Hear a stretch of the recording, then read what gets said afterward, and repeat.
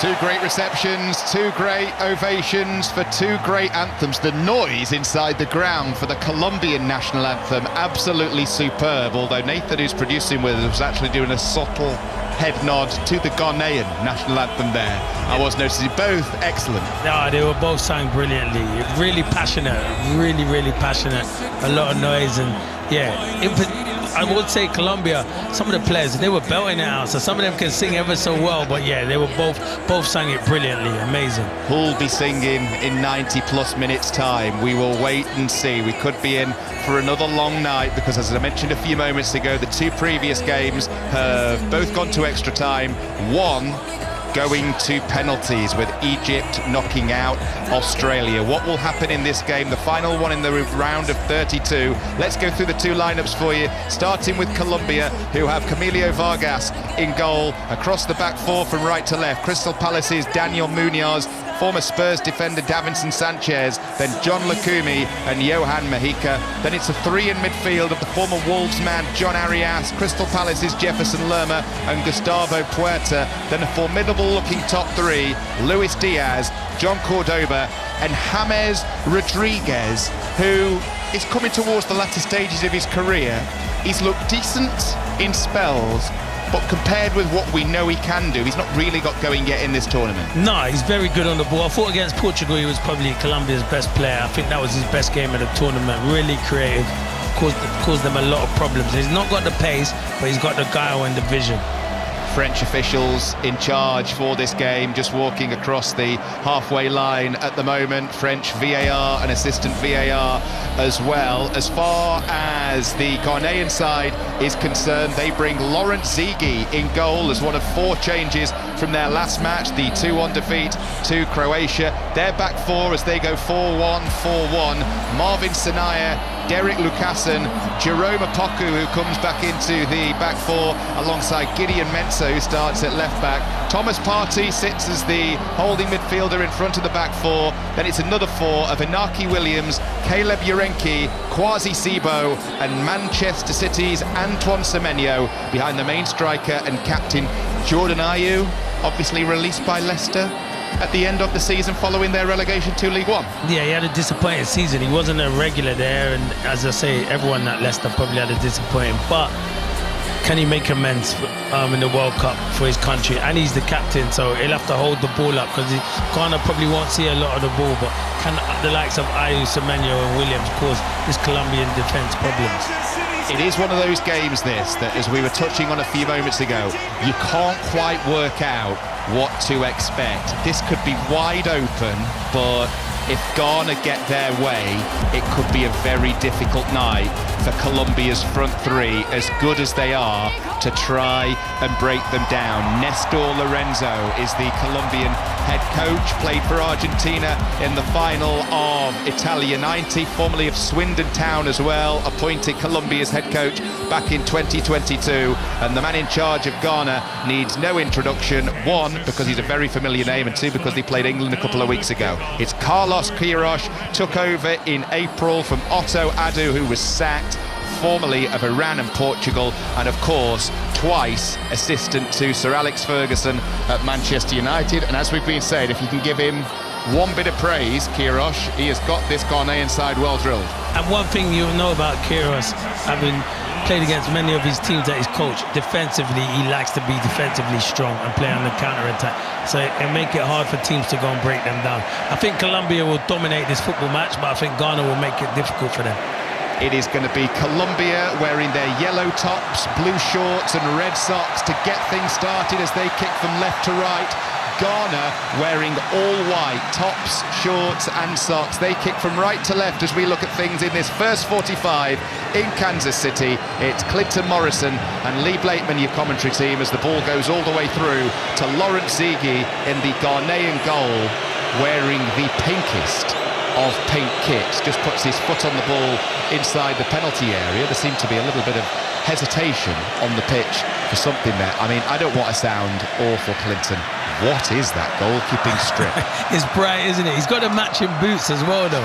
So, yeah, he looks the part, Ziggy. But I'm surprised that you don't usually change your goalkeeper, so I am surprised Carlos Queiroz has done that. Garner on the attack with Urenki. Ball worked into the midfield. Partey out to the right. They're on the attack, edge of the Colombian penalty area. Early cross. Ball cleared away, and Colombia make a mess of the clearance. Partey with a shot from distance, just wide. Goalkeeper Vargas went flying to his right. He wasn't sure, and just looking at the expression on Partey's face, he wasn't sure that that wasn't going into the back of the net. Just having a look, not far away at all. I'll take that back. Ghana have looked like they come out here to play, and they don't look like they're going to sit back. They'll have their shape ever so well. But yeah, the ball falls to Partey, and there's no back lift really, but it's a fantastic strike. And it's always going wide in the post, but it's a great start from Ghana. The Colombian supporters all around the stadium are bouncing up and down. They're waving shirts above their heads. But I tell you what, that was a scary moment for their team in the opening minute of this game. Partey with a shot. The way he could get the power into that without really kind of moving the stance of his body was superb. He just got it out of nowhere. So much power. You're spot on, Lee. There was no back lift. And you're always thinking, how have you got the power for that? But it's a great strike.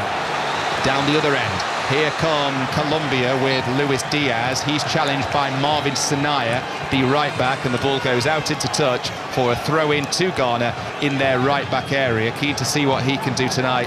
Luis Diaz, he has had just the most brilliant season with Bayern Munich. He's got 23 goals and 76 Colombian caps, but for Bayern this season, 26 goals and 19 assists to help them to a domestic double. And I'm sure in preparation for this game, Carlos Queiroz will have told that to the Ghanaian players again and again. Colombia with the ball, edge of the centre circle, right side. Gideon Mensah works the ball back into the centre circle. Derek Lucassen, the centre half, is there. It's over on the far side, Lukimi. And Colombia, do you know what? Colombia are doing exactly what I thought Ghana would do, being very, very patient in their build-up, and Ghana have done exactly what we thought Colombia would do and go forwards and attack with an early effort. And they're pressing as well. When Colombia get to a certain place, part of the pitch, they are pressing ever so well. Ball wide on the right with James Rodriguez cutting in, gives the ball to Gustavo Puerta. 0-0 on 5 Live and BBC Sounds with just over 3 minutes of this game gone. Match number 87 of 104.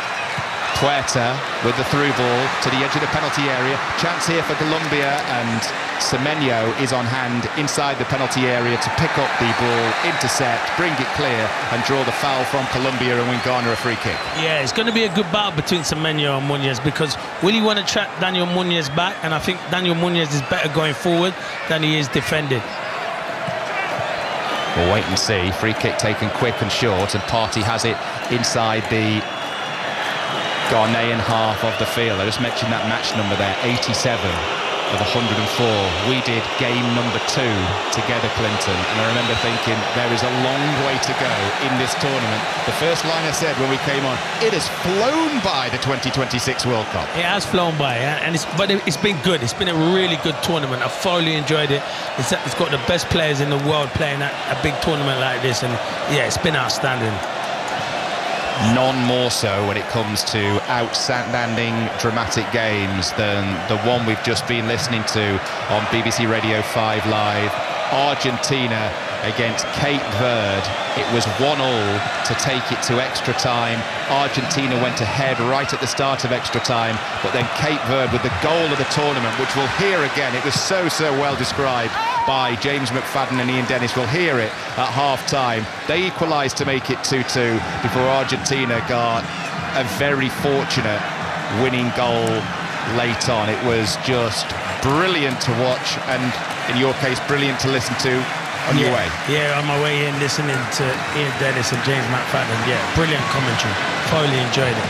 We will hear it later on as Colombia try and play the ball out to the right to Muñoz, back in the side. Too much on that for him, and it goes out for a throw into Ghana in their left-back area to be taken by Gideon Mensah. Ghana got to the last 8 back in 2010, lost on penalties to Uruguay. You might remember that for being the Luis Suarez handball game, as Colombia play the ball long down the right, looking for John Cordoba. He just pulls up slightly and doesn't look too happy with himself there. Looks to be in some discomfort, Clinton, actually. Yeah, I think he feels something either in his thigh or his hamstring. I think he knows it's an injury there. I think he feels something. Well, I'll tell you what, somebody who did feel something, Jerome Opoku, the centre-half, because Cordoba's just ripped away the side of his shorts. Yeah, Cordoba's groin's gone. They're gonna have to make a change. Ghana don't know it though. They continue to play on down the other end. They switch from right to left, a little bit too much on that, but the ball's going to be kept in play by Ayew on this near side. Is it? No. Game gets stopped, and now Cordoba can receive some treatment, and he really does look to be in some discomfort. We're just having a look. He was pulling at the shorts of Opoku, so much so he came away with a handful of the shorts, but in the process, he just felt it go.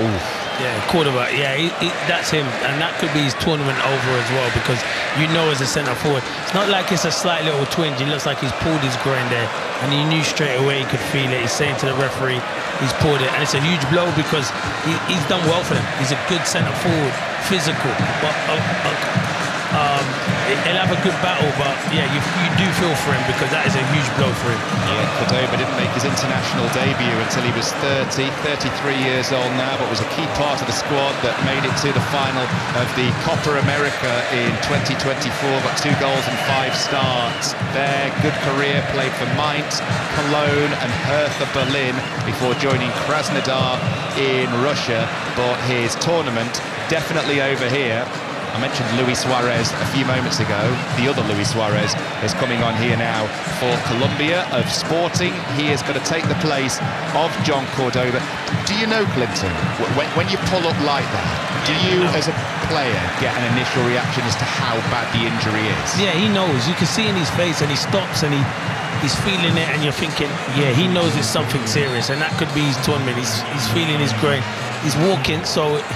But it's still, the games are coming thick and fast, so you can't recover in 2 or 3 days' time if you know you pulled your groin. So that could be his tournament, which is disappointing, because I have been impressed with him so far. I was scrambling around while you were talking there, trying to find my stickers. I wasn't expecting a substitute in the first half. But there we go, substitution made 8 minutes in to this game here. It is Colombia 0. Ghana 0, but it's been a decent opening 8 minutes. Luis Suarez, the substitute, gets his first touch straight away, moves the ball to the Colombian left, to Luis Diaz, running at the right back, into the penalty area, checks, goes down, French referee says no penalty straight away, quick to dismiss it. Colombian supporters, who dominate the attendance inside the Kansas City Stadium, not too happy with that decision, and the referees now stop play because Ghana have a man down inside the penalty area, and it is Marvin Sanaya, the right back, who had that coming together with Luis Diaz a few moments ago. Just looking at the replay, there's absolutely no chance he's going to get a penalty for that. Nah, saying, yeah, he does ever so well. Listen, he's another one who's played for Ghana at right back, impressed. When he played against England, he did not give Andy Gordon a kick. He was aggressive against him. In the end, he had to come off in that game. He was ineffective, so yeah, he's been really impressive. But you can see here when he stretches, I think he feels something as well. You hope it's not a serious injury, because he has been good for Ghana and they'll miss him. But look, he feels the back of his hamstring. So that could be another one who has to go off. He looks to be in some discomfort. Plays for Auxerre, started all 3 group games. Marvin Sanaya only has 5 caps. He only made his debut back in March, so it's been a fast track into the world of international football, but this might be, and is going to be, a fast track to the medical room. Yeah, and it's a huge blow, you know, because I think he would have done well against Luis Diaz, because he can match him for pace. But yeah, it's a huge blow to lose him so early on in the game. He feels his hamstring. He'd probably say to the physios he wants to give it a go, because he knows how important it is for his country and for himself in this World Cup. But I think, as I said earlier, Cordoba, what's happened to him, it's the same thing. Yeah, he feels his hamstring. He can't come back from that. He's making his way, Marvin Sanaya, to that far side, and he looks to be quite upset, in some distress. His World Cup comes to a premature end, and Ghana, for the time being, are down to 10 because they didn't have a substitute obviously ready to go. Play continues, and Colombia have the ball with Lacumi on the edge of the centre circle. Moves it to his right to Davinson Sanchez. He's got Daniel Munoz wide of him, but he decides to go further ahead. Diagonal ball from right to left. Cross comes in, takes a deflection, and Colombia have the game's first corner. Yeah, and then trying to get the crowd going because Colombia have started slow. And I've done one of Colombia games before, and they've always started on the front foot. Today they've started slow, but that's credit to Ghana, who have started on the front foot. Well, there might be a reprieve here for Sinai. He's getting ready to come back on. I don't know how much I'd advise that, but he's got the physio with him on the far side. Quick corner, swung in, headed away by Ghana. Colombia have it back over on the far side. Ball worked infield by Arias, and now it's going to be picked up by him once again, level with the edge of the centre circle. Moves the ball into it now, and it's Gustavo Puerta completes the move from left to right, and it's with Jefferson Lerma on this near side. Works it infield. Luis Diaz, plenty of Colombia players getting a touch in this move. Well worked. James Rodriguez moves the ball to the left. Williams with the interception. He gets taken out there. He was caught very, very late by John Arias, and he'll do well to escape without a yellow card. This game's been stop-start. There's a lot of injury. This is a sore one from... That is sore. That should be a yellow card. Arias. Yeah, he catches. And there's no difference. Even though I know Balogun, he gets sent off. It scrapes down his Achilles. But you've got to be very careful there. Arias is lucky he didn't get a yellow card. Alidu Seydou is getting ready to come onto the field for Marvin Sanaya, but now Ghana have another injury problem because Inaki Williams is feeling the effects of that late John Arias tackle, and he walks away with a cheeky grin on his face. He has got a yellow card for that. Yeah, and that's deservedly so. And he's one of the best referees around as well. So it is. Yeah, he's caught him on the back of his Achilles and kind of scraped down. Yeah. One pink boot makes contact with another as Sanaya comes off to be replaced by Seydou at right back. So one change apiece in the opening 12 and a half minutes in the Kansas City Stadium. It's Colombia 0, Ghana 0. It's been a busy game for the officials out on the pitch, and it's been a busy opening start to this game for both sets of medics. Plenty going on to keep us, I wouldn't say entertained, Clinton, but to keep everybody else busy. Yeah, it's keeping the medical staff busy anyway. So you're always thinking, are they earning their money? Well, they've earned it so far in these first 13 minutes, that's for sure. It's keeping me busy with my stickers. Yeah, anyway. exactly. You have to get them sticking, don't you? That's it. Plenty to change on the formation sheet in front of us. We're back underway, and the ball goes out for a Ghana throw on their left, taken quickly and thrown to the captain Jordan Ayew, who goes to ground under a challenge from Davinson Sanchez. Referee, who Clinton was just talking about, from France, Clement Turpin, not interested, and Colombia will bring the ball away with Lukumi from their back four. Gives it to Jefferson Lerma. When the game is allowed to flow, it has been very, very easy on the eye in the opening 13 and a half minutes. Just the one real effort at goal, and that was that great strike from Thomas Partey from about 22 yards out. Went just wide of Camilo Vargas's right-hand post. That's been about your lot, though, when it comes to serious efforts on goal. Colombia trying to mount an attack here. Munoz with 2 for the tournament so far. Now this is looking good from Suarez. Edge of the area, right side, sends it across. It's a good-looking cross, and it's put in! And Colombia lead very, very early in this game, and it's John Arias who's got the goal, the former Wolves man. He's only just come onto the field. He has got Suarez to thank for what was a brilliant cross. Arias puts it in, and Colombia have an early lead in Kansas. Colombia 1, Ghana 0. Yeah, Arias goes, he runs away, and everyone runs to Suarez because it's all about Suarez.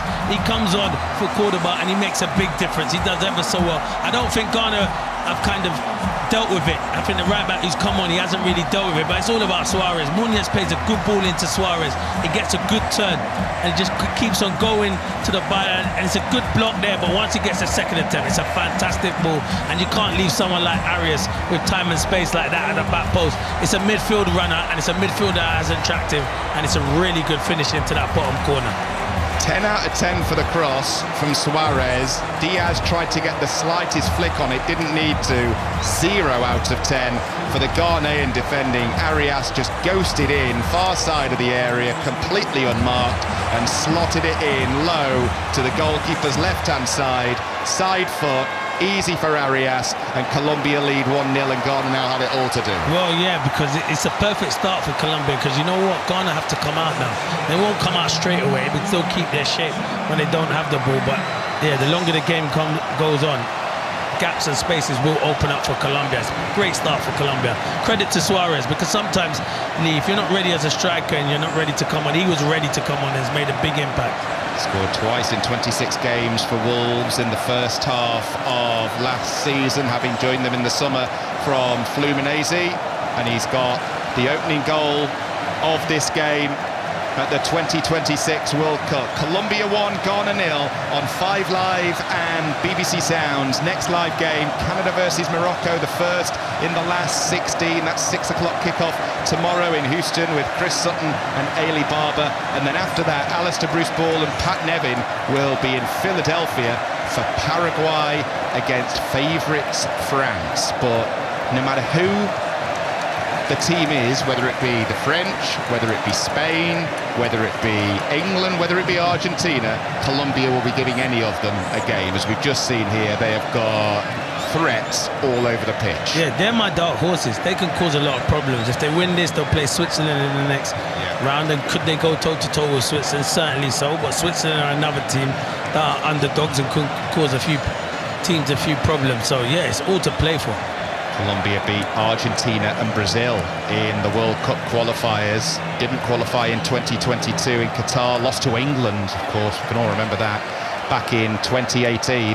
And it's Colombia who lead here, and it's Colombia who have possession with Davids and Sanchez. Long, raking ball to the left. Diaz with the flick. It's a good move, this, as they try and work the ball centrally towards Gustavo Puerta. Ghana get it clear, but it's back in the Colombian midfield with James Rodriguez. Takes a couple of touches under pressure from Semenyo, who, whether they're 1-0 up or 1-0 down, will always prove a threat for Ghana. He's had quite the season for both Manchester City and Bournemouth, into double figures in the same season for both clubs. Only Andy Cole has done that in the Premier League before. Here come Colombia on the attack. Ball to the left, cross, deep, too deep. Munoz will do well to keep the ball in play on this near side, and can't. And you can just see, after that shaky start, when Ghana looked excellent in the opening couple of minutes, Colombia now really starting to find their rhythm. Yeah, Ghana need to stay in it, because you're right, you're spot on, Lee. The way Colombia are moving the ball, 1 and 2 touch, they'll be disappointed to concede that goal, Ghana, but still a long way to go in this football match. John Arias' 7th international goal for Colombia, and I dare say, of all 7, none will have been easier than that. That's just any attacking player's dream. Yeah, it's just poor midfield play. You've got to trap your midfield runners. Arias is playing centre midfield. You make him make the run into the box, but once he gets into that box, it's a really good finish. A few superstars in the building there as well, by the way. Always are, aren't they? And the TV directors love to try and pick out as many as they can. It just makes me laugh when you're seeing people trying to guess who they are.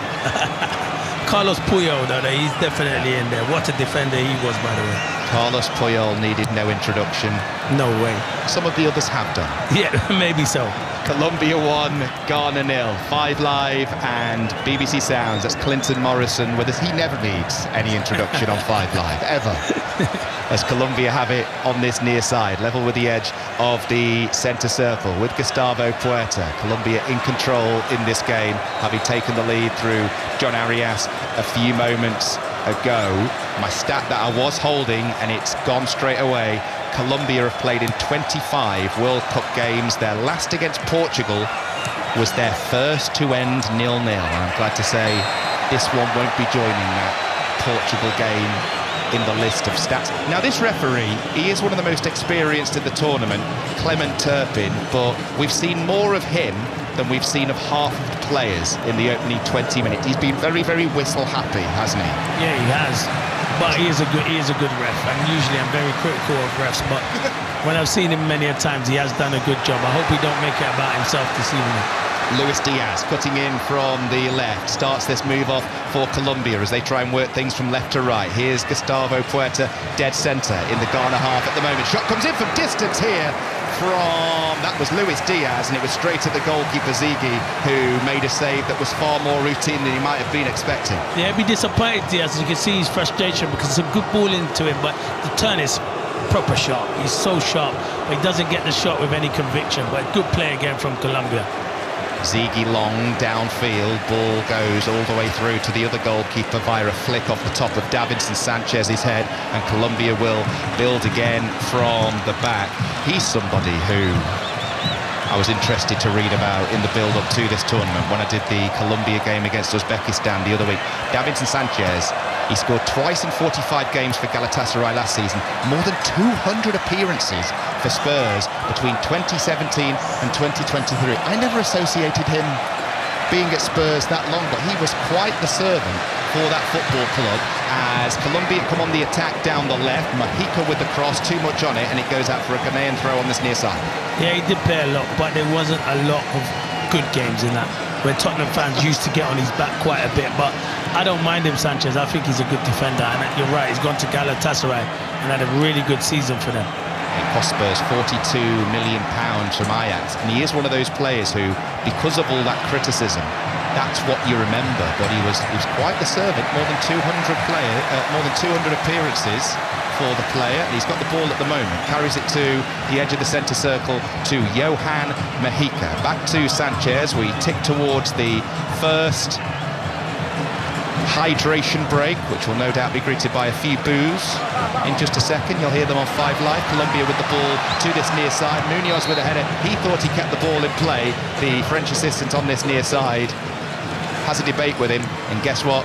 The assistant referee's decision is the one we go with. Yeah, you're right. Is the hydration break now? I heard it's called first quarter. Whenever I've heard anybody say that, I was like, oh, are we really going there? Nah, I felt like I've needed a shower whenever I've heard. You just feel dirty, don't you? Just leave it to the NFL and American sport. Yeah. Seydou on the attack here for Ghana, plays the ball forwards, lucky to pick out Inaki Williams, but Colombia are able to intercept over on that far side and bring the ball clear with a man whose name I can't stop saying at the moment, Davinson Sanchez. It is quite the kit that Colombia have gone with here, with a full mix of colours, yellow tops, blue shorts with a yellow flash down the side, pink socks when we're able to look at them closely, which match pretty much every pair of boots. We were saying this, weren't we, the other week when we were on together? Lots of pink boots. Yeah, lots of bright pink boots. And that is because, yeah, there's two sponsors that, you know, have made boots. So I'm not going to say who it is, but that's why you see a lot of pink boots out there. There are that many. It only can suggest some kind of deal has been done with a certain manufacturer. Exactly. When that many are sporting the same colour. Davinson Sanchez with the ball into the centre circle to John Lukumi, his fellow centre-half, and now Johan Mojica takes over. 1-0, Colombia lead in Kansas City as they come forwards over halfway with Sanchez. Again, a really well-taken goal by John Arias is what separates the two teams. If you've just switched on, hello and good morning, or hello and good night, as the case may be. People might be just going to bed after a late Friday night out across the UK as Colombia win a free kick, but that will not be taken before we've had the first hydration break of this game. Clinton Morrison, what have you made of things so far? Started well in Ghana's favour, but then Colombia have taken control. Yeah, Ghana started on the front foot, and you see Thomas Partey with a fantastic, but then Arias gets the goal. Cordoba goes off and Suarez comes on and he makes a big difference, and Ghana haven't adapted to losing their right back Semenya, and it's been a bit of a problem, to be fair. Senya, sorry, the right back, and it's been a bit of a problem for them. So this hydration break, I think, has come at the right time for Ghana. We start the last 16 round of fixtures later on BBC Radio 5 Live. 6 o'clock kickoff, Canada versus Morocco, with Ailey Barber and Chris Sutton in Houston. After that, 10 o'clock kickoff, Paraguay versus France in Philadelphia, with Pat Nevin and Alistair Bruce Ball. Earlier, we saw Egypt knock out Australia on penalties, and then after that, after the Australia-Egypt game and before we came on, just an absolute cracker. Argentina given an almighty scare by Cape Verde. The team ranked 64th in the world, took the world champions all the way to extra time, and we saw one of the goals of the tournament. Montiel, back it goes out to this near side to the left. Sidney Cabral comes on the inside. Oh my word! Oh my word! Sidney Cabral with one of the great goals of this World Cup. Right-footed, curling, top right-hand corner. He's mobbed by his teammates. It's astonishing. I can hardly believe what I'm witnessing, because Cape Verde have stunned Argentina for a second time with one of the great goals of the World Cup. What a goal! It's a jaw-dropper. Oh, I'm in disbelief. James McFadden and Ian Dennis, Ian especially, describing brilliantly one of the goals, one of the moments of the tournament so far. That made it Argentina 2, Cape Verde 2, and then Argentina went on and won it via an own goal 8 minutes later. You were listening to it on your way in, you've seen it when you've got in. Cabral, take a bow. Yeah, brilliant. And he's two-footed. He plays, he plays left back, and he comes on his right foot, and the finish is fantastic. And it looks even better because producer Nathan was showing me the goal. And the way he bends it into that far corner, it hits the net, and it goes, and it comes round and hits the whole of the net, and it's a fantastic finish. And Deno is new. Oh my word, oh my word. That's what I'm going to be texting him this morning. When I finish there earlier in the morning, I'm going to text him, oh my word. I think he describes it brilliantly, Ian Dennis. He describes it brilliantly, and I was thinking that's got to be some goal for Deno to get that excited. So when I came in and I saw it here, it was some goal. Fantastic. And of all the things Ian said to describe it, I mean, the commentary, like the goal, was a work of art. Yeah. Jaw-dropper was absolutely perfect, because it just did leave you just completely open-mouthed, didn't it, when you saw it? When I saw it here, I said, no way, he's not going to have a shot. He is, you know. It's a great finish. Unbelievable strike. And, yeah, that's the goal of the tournament so far. I don't think many will beat that, that's for sure. They started, Cape Verde, this tournament with a shock 0-0 draw against Spain, and they've ended it by taking the world champions, Argentina, all the way deep into extra time. We thought we were destined for penalties after we saw that equaliser, but an own goal, the difference in the end between the two teams. Argentina go through, Cape Verde go home, but as much as the Cape Verde players, many of them were in tears as they left the field, they can leave the tournament very much with their heads held high. They've been the best underdog team. Their story's been fantastic. Look at the goalkeeper. He had 50,000 followers. Now got over 70 million followers. There'll be a few more like that. Yeah, unbelievable. They should all be proud of themselves. And a lot of those players, I can see a lot of clubs taking a big interest in them, because a lot of those players have done their harm of moving to other clubs. No harm whatsoever. They've been outstanding. I was going to say, Cape Verde's players can all leave this World Cup with their heads held high. We're back underway, by the way. You're missing nothing on the pitch. The ball just constantly being given away between the two teams. They leave with their heads held high. The goalkeeper leaves with a hell of a lot more Instagram followers that he arrived with. Just absolutely fantastic. Just looking at his account now, Vecina, the goalkeeper, 19 million. 19 million. Is that 19 or 90? 19. That is on Instagram. 19. Well, before the game it was 17 million, so it's gone up 2 million. Yeah. Wow. And that's still growing. What a story.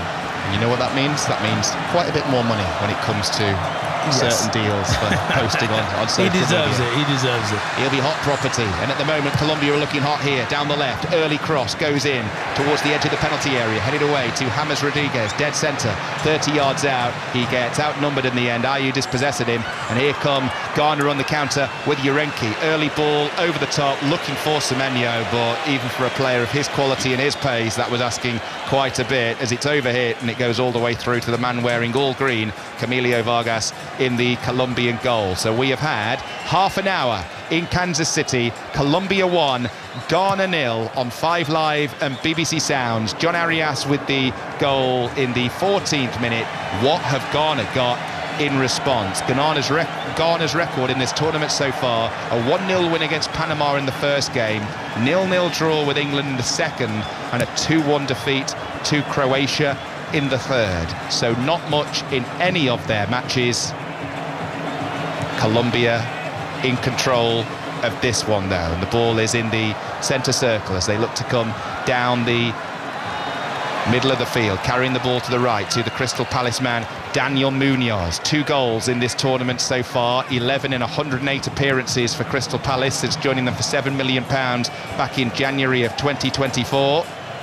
He's had quite the tournament, and he'll be looking to make sure it continues into the last 16 with a game against Switzerland, who await the winners Tuesday night, 9 o'clock in Vancouver in the round of 16.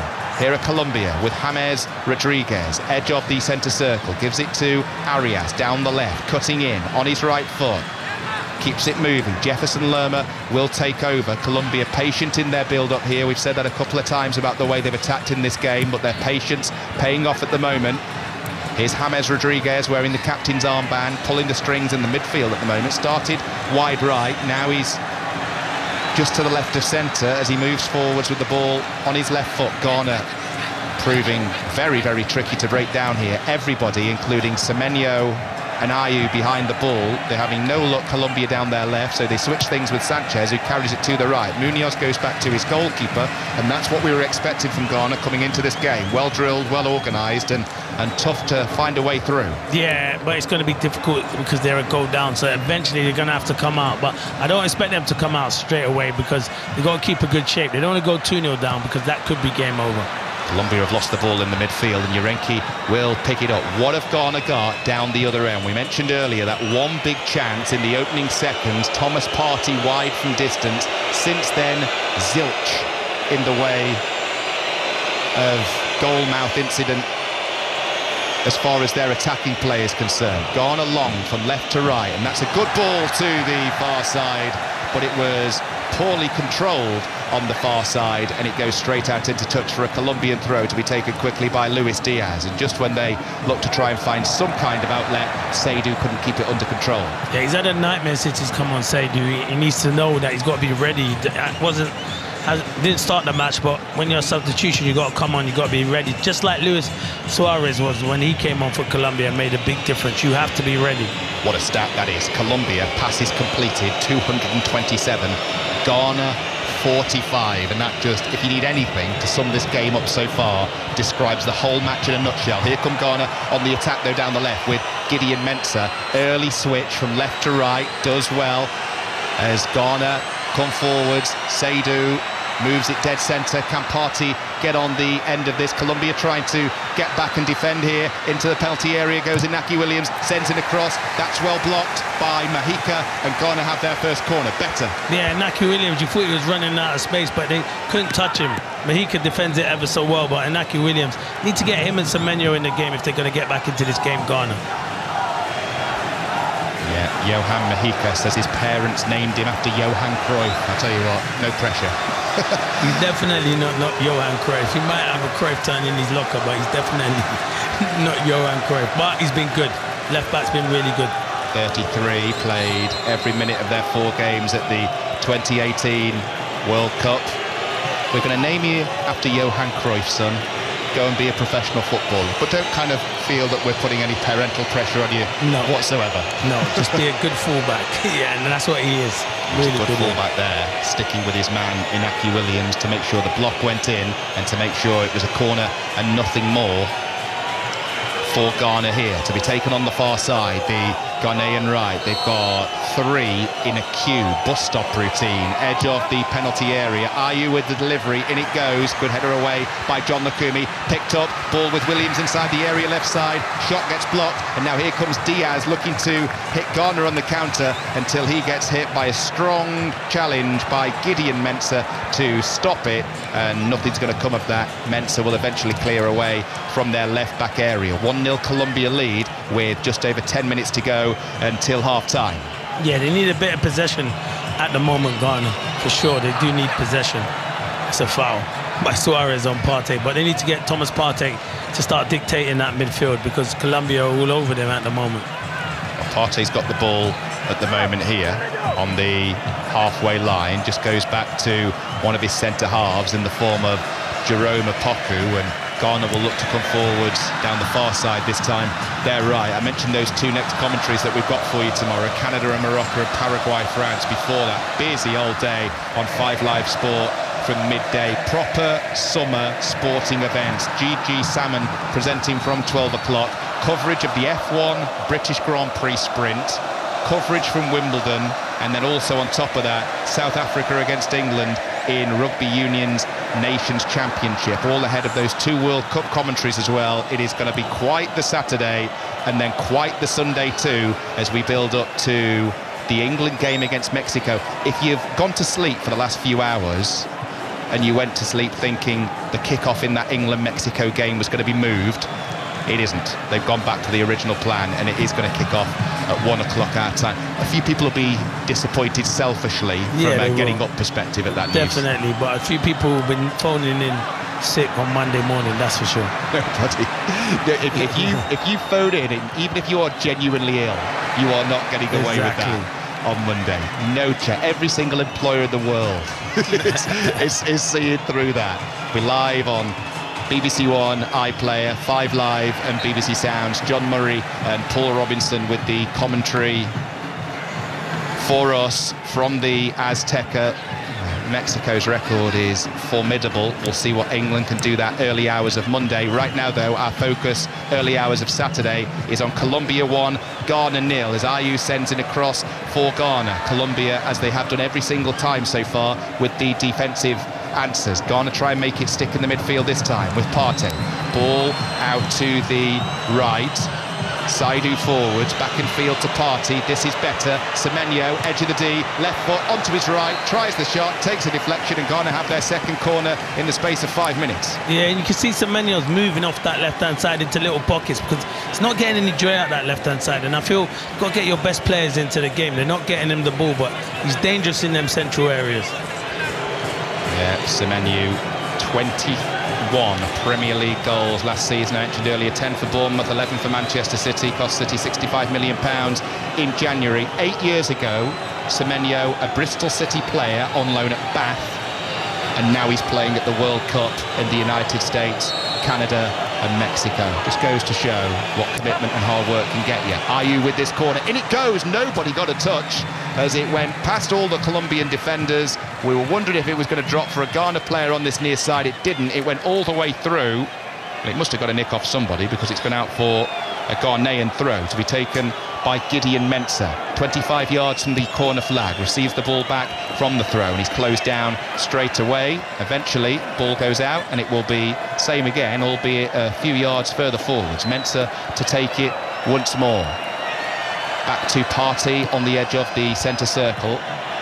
7 minutes to go until half-time. Colombia leading this game by 1. John Arias goal to 0. Ghana come on the attack with Saidu, gets caught in possession, and now Ghana will do well not to get caught here on the counter with Luis Diaz down the left, cutting inside into the penalty area on his right foot, rolls it to Puerta. Does he fancy a shot on the edge of the D? Sends it back in towards Diaz. Shot's going to go in, and it goes wide in the end from Diaz. The net bulged, but it went wide, hit the advertising boards, and came back and hit the back of the net from the other side. A big chance for Luis Diaz. He's just raised his hands as if to say he wants more from the fans. Well, I think they wanted more from him on that occasion. That should have been 2. Yeah, it's a great opportunity. He's got to hit the target. And you know what he does? The technique's all wrong, and I'm surprised me saying that about Luis Diaz. He's a fantastic footballer, but he goes with the laces. But where it's coming like that, it's always cutting across. Where if he goes with the instep, a side foot finish, he finds the bottom corner. It's a great opportunity for Colombia to make it 2-0.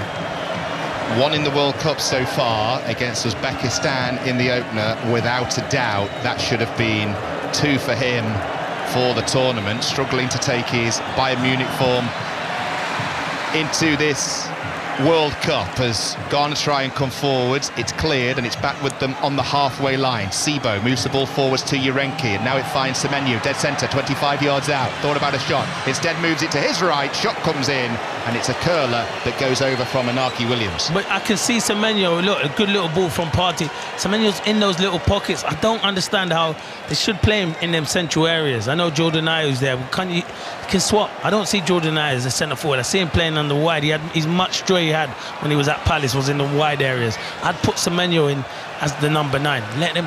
I know he don't do it at Man City, but I think when you're the best player in the team, you've got to get him into the game more. Well, what we've seen in this game so far, literally any Ghanaian string that has been pulled by Antoine Semenyo. Yeah, definitely. With Thomas Partey getting on the ball, because they're their 2 best players who can make something happen. But yeah, Semenyo needs a bit of help. Colombia with 3 attempts on goal, Ghana with 4, Colombia with 2 on target, Ghana with none, Colombia with 1 goal, Ghana with none. That is the most important stat as the ball goes loose over on the far side, and Colombia will look to build again. 5 minutes to go until half-time on 5 Live and BBC Sounds. Lerma in possession for Colombia. You are seeing, though, signs of life from Ghana as we tick towards the break to suggest this far from over. No, yeah, it's not over. Definitely not. Ghana have strength in depth that it can bring on the bench and players that can come on and make an impact. Just have to stay in the game and not concede the second goal, but they're a threat, in particular when Semenyo gets on the ball. Colombia on the attack here with Munoz on this near side. He decides to go back to Davinson Sanchez, and again, Colombia enjoying working things sideways.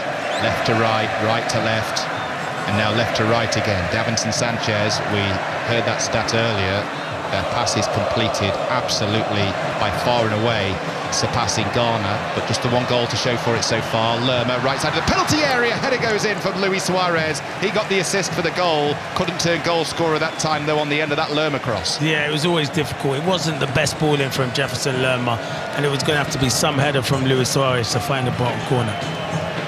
Interesting, Clinton, in comparison, just been past the stat. Semenyo 11 touches in this game so far. Luis Diaz with 27. That goes to highlight the difference in the creative players. Yeah, the best players are getting on the ball more, and Colombia's best player is Luis Diaz. He's getting on the ball more.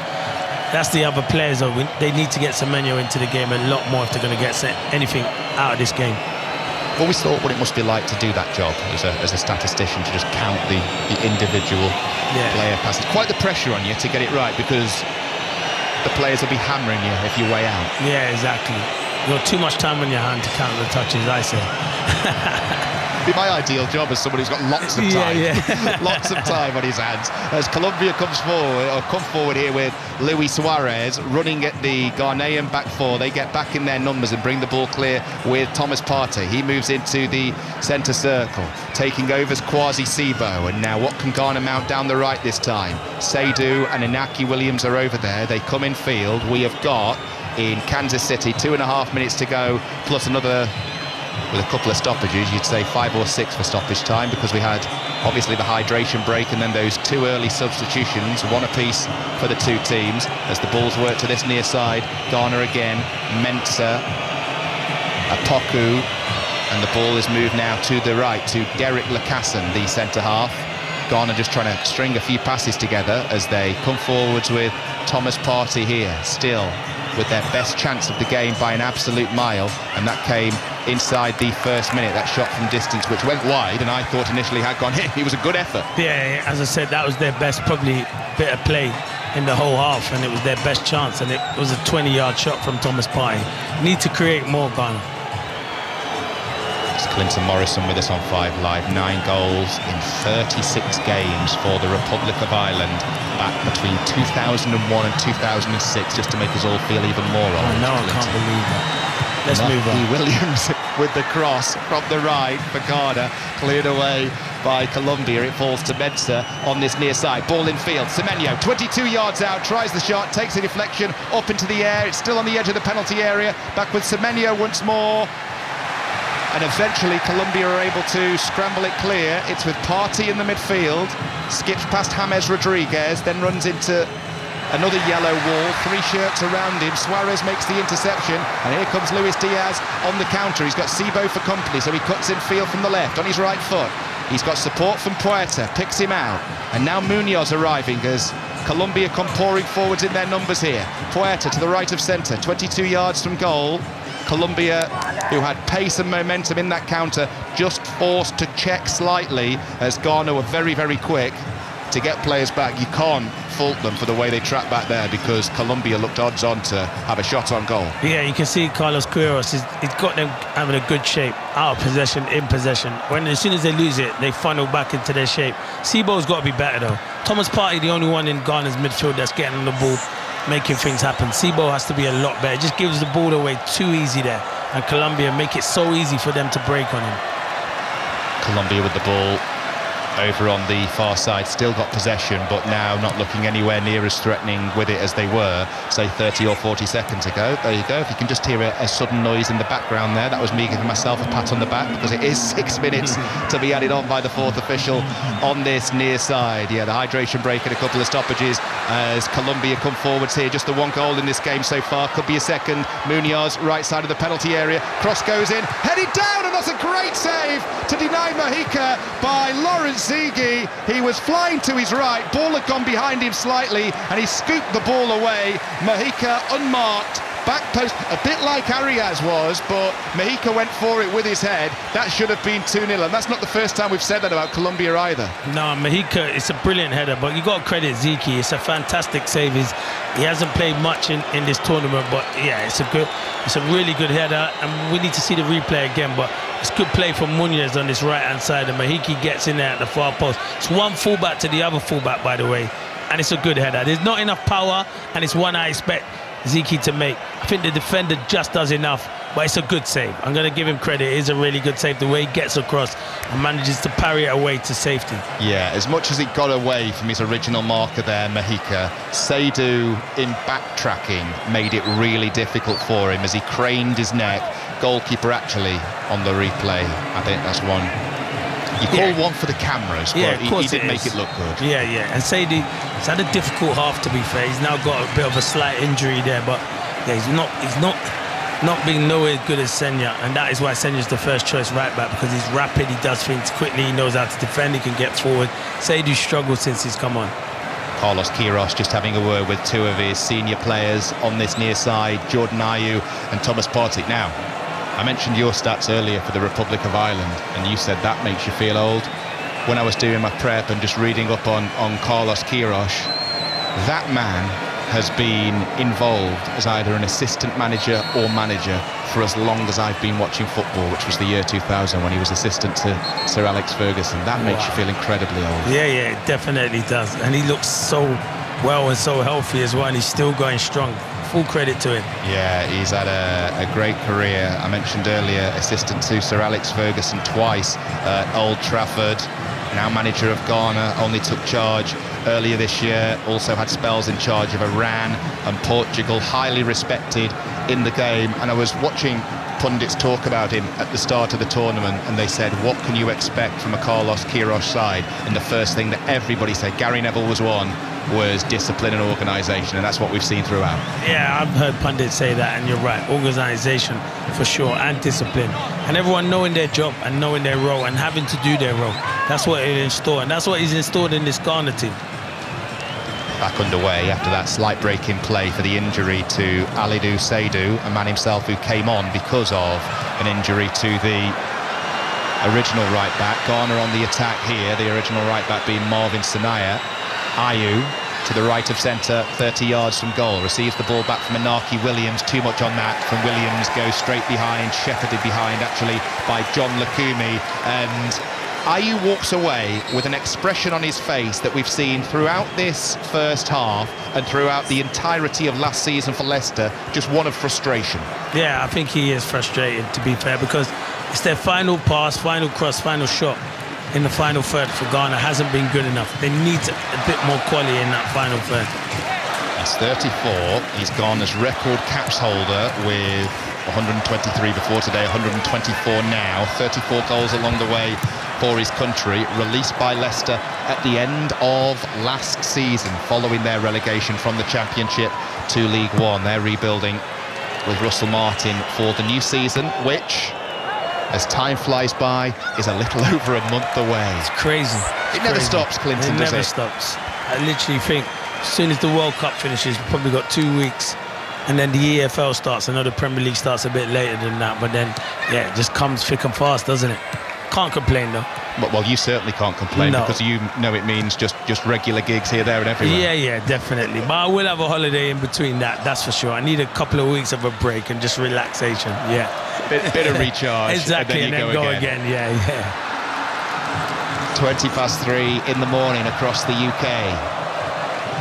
Colombia on the attack here. They lead Ghana by a 1-0. Mensah brings the ball clear, goes back to Lucassen, his fellow defender, back to his goalkeeper Ziggy, who made that spectacular but routine save, having seen the replay a few moments ago.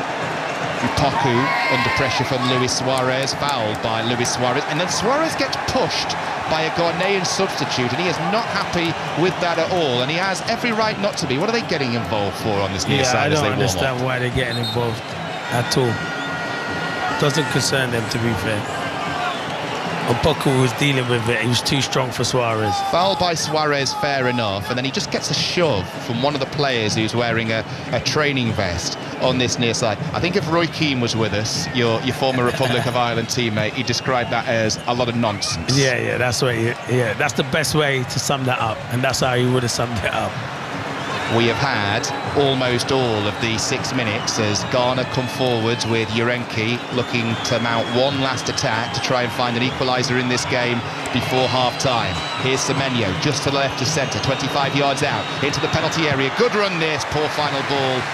Colombia equal to it. They clear towards halfway, and then Suarez gets clattered by Sibo. He's been in the wars for the last minute or two, Luis Suarez, and he's making his feelings more than well known to the French referee Clement Turpin. Yeah, I'd say that was 6 of one, half a dozen of the other though, Clinton. Actually. Yeah, I think he gets a push Suarez in the back, but he does catch Sibo, because Sibo gets there first and he runs into him, but I think there's a push in Suarez's back initially.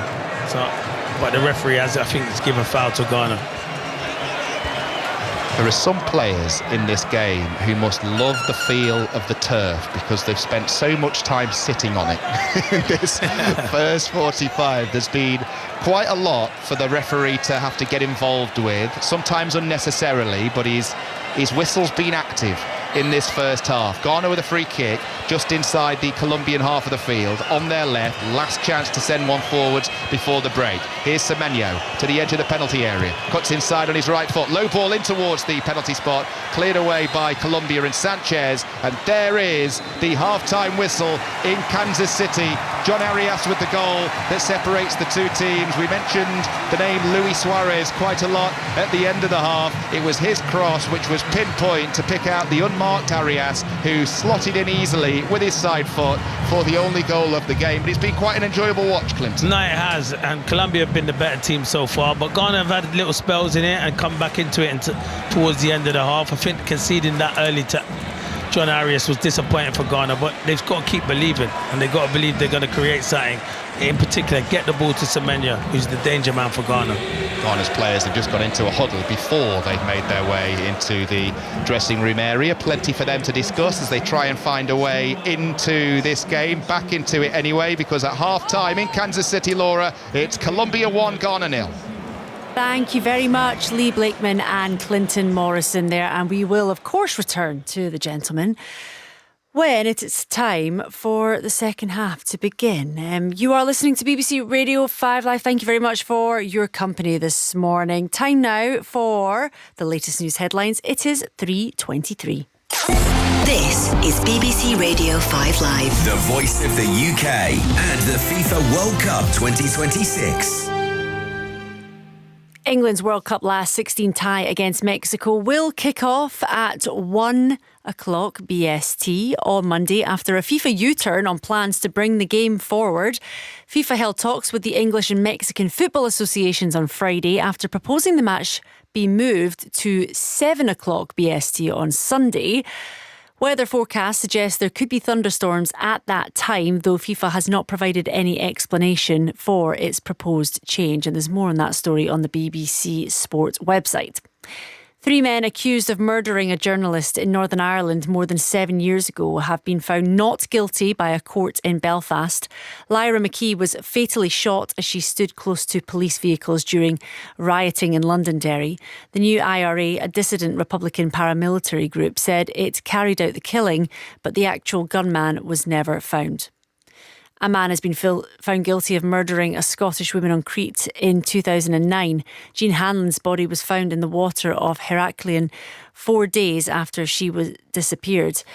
And in his first interview since his resignation, Sir Keir Starmer has described the intensely personal decision he took to accept that his political career was over. Speaking exclusively to the BBC, Sir Keir said he had been a successful Prime Minister and claimed he had saved the Labour Party. The sport now, and a little earlier at the World Cup, holders Argentina survived a scare to beat tournament debutants Cape Verde in the last 32. Cape Verde, who are ranked 59th in the world, twice levelled, but couldn't do enough to beat Argentina. Shabnan Yunus-Jewell has the rest of the day's sport. Oh, unfortunately, Shabnan Yunus-Jewell does not have the rest of the day's sport. That is a shame. You are listening to BBC Radio 5 Live.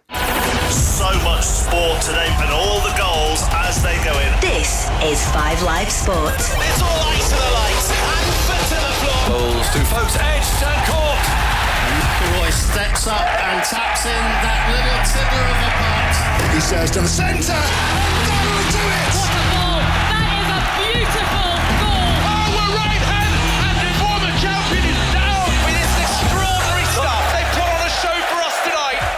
5 Live Sport. Hear the world's greatest sporting events right here. There is the full-time whistle.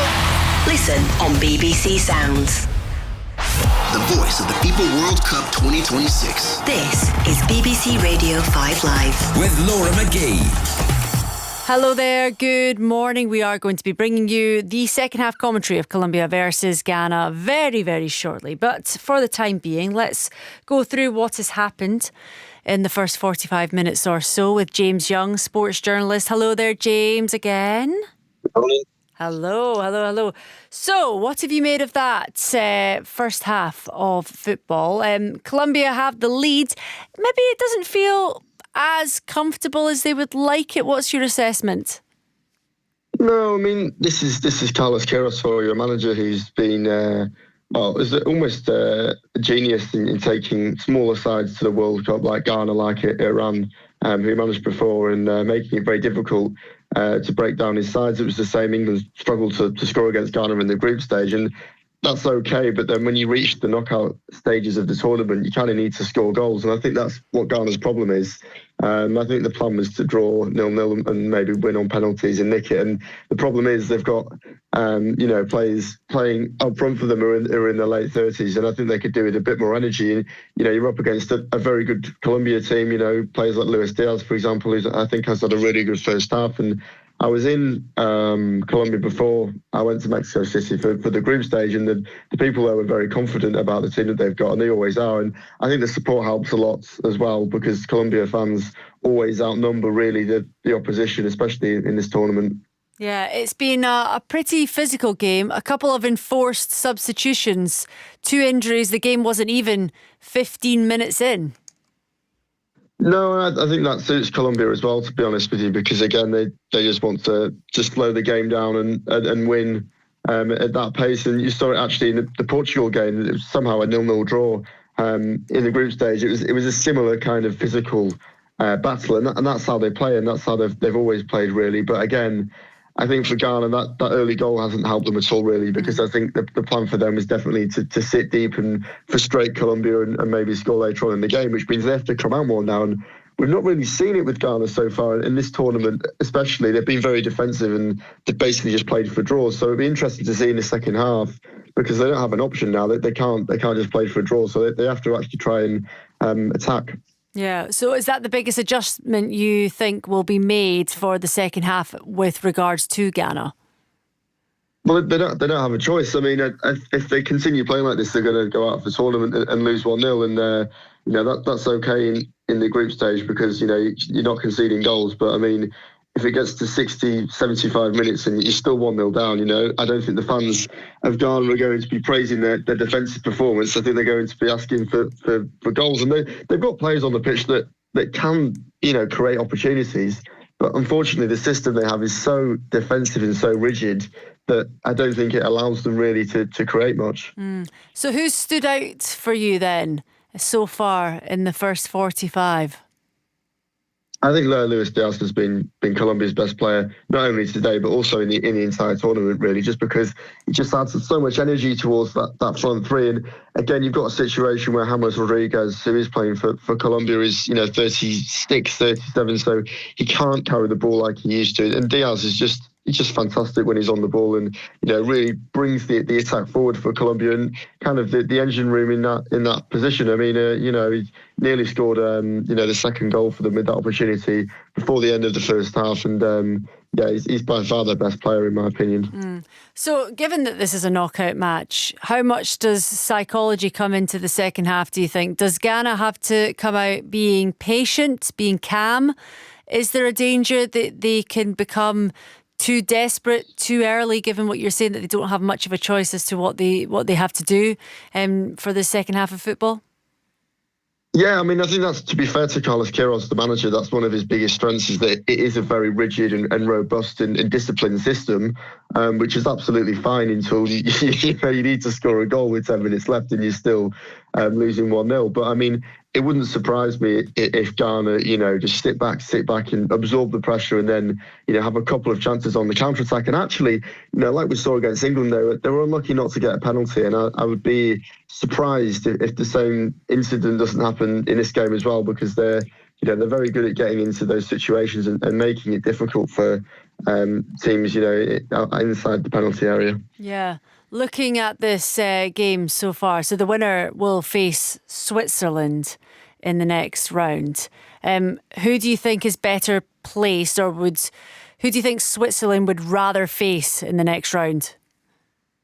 I think Switzerland would rather face Ghana, but then at the same time, again, I think they'd probably struggle against Ghana as well, because, again, if you're playing against two blocks of five and everyone's behind the ball, as England found out, Ghana are a difficult team to play against, which is why I was surprised that Colombia scored so early on in this game, because that's not really happened so far for them in the tournament. And there was a moment actually where they nearly topped the group when it looked like England were going to be able to beat Panama. So yeah, I think Ghana would probably prefer to play Switzerland as well. Colombia, again, going forward, is so dangerous, and Switzerland they've had an okay tournament, but I think up against especially the likes of Luis Diaz and James Rodriguez, who's still a very good player for his age, I think they'll struggle. Yeah. Let's just take this a bit wider than this one game then, James. In terms of this World Cup so far, we've had some cracking matches that have actually happened during the overnight programmes. The one that was just before this game, Argentina, Cape Verde.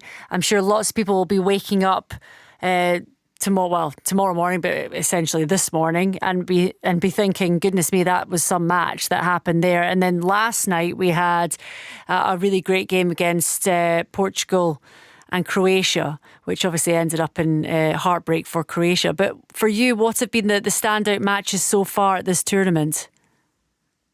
Well, I mean, I've just come back from Mexico, actually, so I'm kind of just getting used to not being able to watch the games at a normal time. And for me, Mexico versus Ecuador, I watched that game in a bar in Mexico City, and the celebrations after were just crazy. There was just millions of people on the streets, and I think it's really great to see how his country did really well. And I know, obviously, there is a football culture in the United States, but in Mexico, it's just the next level. And I think it'll be very interesting to see what happens on Sunday at the Azteca. And if Mexico were to win that game, it'll just be absolutely crazy on the streets of Mexico City. Yeah, and from what you've been watching so far, who would you say has the best chance, from performances that you've seen, has the best chance to go all the way and to win this World Cup? I mean, it's very difficult to not mention France, because Mbappe just looks so good going forward. And I think they've actually improved a lot since the last final where they played Argentina. I think compared to Argentina, that squad's got a bit older and it's a lot of the same players, whereas France, to be fair to them, have improved a lot more, and they seem to be a bit more mature on the ball as well. And they're just absolutely tearing teams apart. And I think, especially when we get towards the later stage of the tournament, you'll see it at the business end who the really good teams are, and it'll become quite obvious. And I think, especially England's I think they might be on the other side of the draw, but they still have to play Brazil, who again, are lucky to beat Japan, but also have a number of really good players. And I think that's the issue for England. We've not really seen them yet until Sunday against a really serious side. And I think that will show whether they're capable or not to properly, go far in this tournament. And in terms of the Golden Boots, which a lot of people have been keeping their beady eyes on, mainly because there are so many really established names that are in contention, but also names that have been around for quite some time. We've heard numerous times Ronaldo, Messi, and all the rest in terms of who could be up there with the Golden Boot race. I think it's Messi that's winning at this moment in time. Who do you think out of those Golden Boot contenders is looking good in particular for this tournament? I mean, depending on how far England go in the tournament, I think Harry Kane's got a very good opportunity, only because he's only scoring England's only goals at the minute. But again, if they go out on Sunday, obviously, as well, then he's not going to play as many games as Messi. So it depends on how far you go in the tournament. I mean, I thought there could be an opportunity. Scotland's first game against Haiti, if they won that 4 or 5-0 and McTominay scored all of the goals, but obviously they only managed to score 1 goal in that game, which is a shame. Oh, there's no need to rub it in. There's no need to mention it. I support Wales. We're not really even qualified. For once I've got the upper hand then in a conversation about the World Cup. James, thank you so much for joining us. Lovely to speak to you, James Young, sports journalist there. Always great to bring up the fact that Scotland are no longer in this World Cup. I'm sure that won't be the last time we hear it. But nevertheless, we do like having a wee chat with James Young. Thank you if you're just joining us here on BBC Radio 5 Live. We are bringing you commentary of Colombia versus Ghana. It is now the second half, which is about to start. It is Colombia 1, Ghana 0 at this moment in time. Let me hand you back to our commentary team, Lee Blakeman and Clinton Morrison. We now know how to annoy Laura McKee. Exactly. Don't bring it up again. No, but Laura's winning because Scotland went there and Wales didn't make it. So they've done, at least they took part. Exactly that. Exactly. And we should have more Welsh people on the programme in the wee small hours of the night.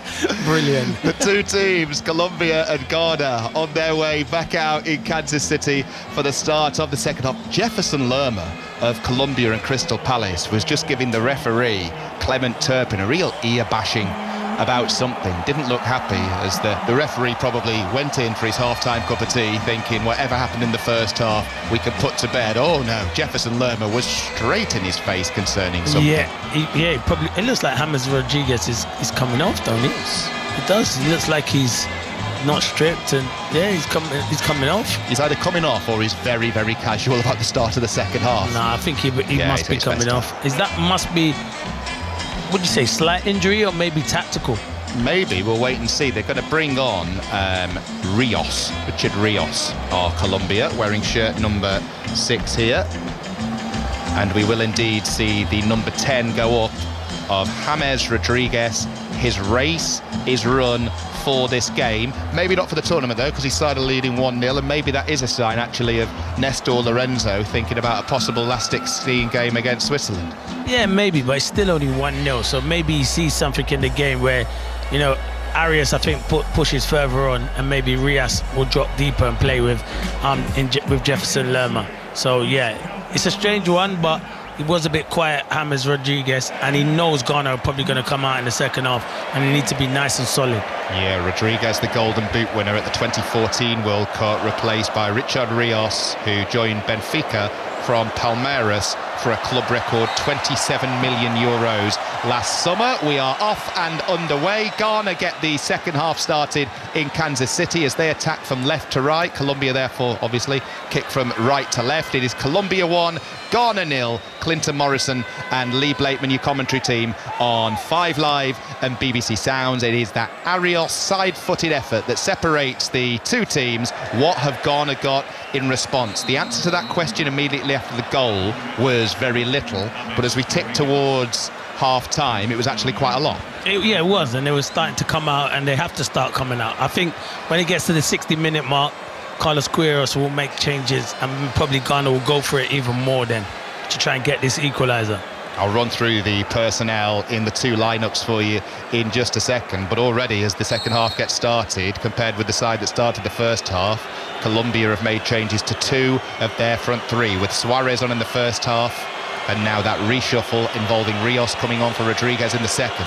Ghana free kick, a third of the way inside the Colombia half, dead centre, and they've got 6 queuing up on the 18-yard line and then play a 2-yard pass sideways. Eventually it's chipped forwards to the right side of the penalty area. Ball headed away by Mahika, who went close with a header to try and make it 2-0 towards the end of the second half. The ball, or first half even, the ball's back in the centre circle with Ghana. Ball out to the right to Inaki Williams, sends in an early cross, headed away by Colombia. Ball picked up by Yerenaki on this near side. Ball goes loose and will be cleared away from the Colombian left back area by Johan Mahika, but Ghana again first to the loose ball, and that's clearly been an instruction from Carlos Queiroz during the interval, because we've seen it, Clinton, in the first 2 minutes here, more intensity, more pace. Yeah, well, they have to be. You get knocked out, you're in a World Cup, and it's a chance to get to the last round of 16, so you don't get to these many opportunities like this in a World Cup, so you have to go for it.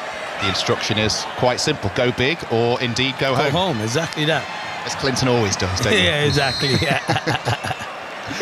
Ball, well, I was going to say the ball's loose in the midfield. The referee's just stopped play, so we'll run through the Colombia lineup for you. Camilo Vargas is in goal. Daniel Munoz, Davinson Sanchez, John Lukumi and Johan Mahika, the back four. Then it's John Arias, Jefferson Lerma, Gustavo Puerta, Richard Rios on for James Rodriguez, with Luis Diaz and Luis Suarez. Colombia on the attack with the aforementioned Munoz. Ball to the edge of the penalty area here. Rios with an early shot. It was always going wide as it went across goal. Goalkeeper went dropping to his right just to make sure. Yeah, it was good play from Munoz and Arias, and Rios gets into that box, but it's always going wide. He drags it. It's an impossible angle to score a goal from. I was just about to use that exact phrase myself. It's an impossible angle, but after what we saw in the Argentina-Cape Verde game... And then I just thought about the Cape Verde and thought, maybe not. But yeah, he bent it, and that was a strike with the laces. Oh, I tell you, if you are just waking up, by the way, A, hello and good morning. B, go and check out the second Cape Verde equaliser from Cabral in first half extra time. It was absolutely awesome to make it 2-2. Ghana on the attack here. Clinton with more on that in just a second. Ayew plays the ball over the top. Semenyo, defender, plays the ball up into the air, and Vargas catches it as it drops back out on him. And he's an impressive fullback as well. I think he's had a really good tournament. I bet there'll be a lot of clubs sniffing around him now. Having a left fullback that's two-footed like he is, he was really impressive, not just because of his goal. I've watched him in the group stages as well. He's a good player. Watch the highlights via the BBC Sport website and app of Argentina against Cape Verde, not just with the goal of the tournament, but with one of the all-round games of the tournament. You can listen again on BBC Sounds as well. Awesome commentary from James McFadden and Ian Dennis, as here in this game, Colombia lead 1-0, and Yerenki has just been shown a yellow card for a shirt pull on Puerta. Yeah, Yerenki and Sibo in midfield have struggled massively. You're looking and thinking, well, you want to make changes in that, but you probably want to get in more attacking players on the pitch. But they might look to make changes in there because them two have struggled. So Argentina, Cape Verde went to extra time. Own goal winning it late on in extra time for Argentina as they go through to the last 16. Game before that went all the way to penalties. Egypt knocking out Australia. Will this one be settled in normal time? At the minute, the answer to that question is yes. Luis Suarez comes on the attack down the right, has a battle with Mensah. Mensah plays the ball against Suarez, and it will be a goal kick. The Ghanaian lineup, Lawrence Ziggy has come in to start in goal for this one. Alidou Saidu comes in at right back. He came on as a first half substitute. Derek Lucassen and Jerome Apoko are the two centre halves, with Gideon Mensah, who's been excellent at left back, playing there. Thomas Partey sits just in front of the back four. He had Ghana's best chance of the game in the first minute of it, actually shot from distance just wide of the goalkeeper's right hand post. Then it's a four of Inaki Williams, Caleb Yerenki, Kwasi Sibo and Antoine Semenyo behind the main striker and captain of Ghana, former Leicester man Jordan Ayew, as the ball's with Munoz for Colombia on the halfway line. They lead 1-0 on 5 Live and BBC Sounds with 5 minutes gone in the second half. Colombia find themselves half a yard here down the right. Ball worked infield towards Rios, intercepted by Ghana, and this one, after a pacey start to the second half, has just settled back down again into some sort of rhythm. Colombia with Lukumi moving forwards. Colombia's best World Cup run was in 2014, when you might remember, actually, because they did so well. They reached the last 8 before losing to hosts Brazil. Ghana reached the last 16 twice, 2006 and 2010. 2010 they actually went beyond the last 16 and made the quarters. If they get through this, Colombia have a good chance of reaching the last 8 again. I've been really impressed with them, even though they'll have a tough game against Switzerland. And that could go either way, because they're 2 teams that everyone probably at the start of the tournament fancied to go quite far and cause a lot of teams upsets. It's a goal kick to Ghana here. Colombia, one of those teams that when you look, I mean, James Rodriguez has just gone off during the half-time break, but when you look at the names and you look at the makeup of the side, the right balance of star players, flair and grit and warriors. Yeah, they've got everything, to be fair, and they've got fans, home advantage with the fans, because the fans turn up in their numbers. So yeah, they're a team that could do ever so well. Ghana on the edge of the centre circle with Sibo as they come forwards here. Now to Urenki, searching for an equaliser. In from the right, edge of the area, low cross, cleared sideways by Colombia, and it was Lukumi with the clearance. Ball goes out for a throw-in on this near side, and it is Ghana who come forwards once more from the back with a Poku. Carries it to the left, receives the ball back. What have Ghana got as they search for an equaliser in this game? They've looked threatening in spells. That is the way to describe how they've responded to going a goal down in the 14th minute. Well taken by John Arias. Awful Ghanaian defending though. Ball back in the midfield with Sibo. Tries the through ball. Semenyo in behind, left side of the area, sends in a ball straight across the face of goal. All it needed was a touch from somebody in the 6 yards area, either a Ghanaian attacker or a backtracking Colombian defender. It was put into that area of uncertainty in no man's land by Semenyo. Loads of pace on a low ball across the face of goal. Nobody though, Clinton, was able to get that key touch. No, and he's got the right to. He's having a moan at some of his teammates, and he's got the right to, because you flash a ball like that across the box, someone has to be in there, and you get yourself an easy tap in. But yeah, they're growing into the game, and Semenyo slowly but surely is having an impact on this game. Ghana played the ball high over the top, but there was nobody there wearing a white shirt anywhere near it, and it'll be cleared away from the Colombian left-back area by Johan Mahika. We have had 8.5 minutes gone in the second half. Match 87 of 104 at the 2026 FIFA World Cup. Colombia ahead, but only just. They've dominated possession. They've certainly had the better of the ball, but when the game's at 1-0, you never ever know. And as Ghana have just showed us in glimpses that we keep talking about, when they've got Semenyo on the pitch, you just never know.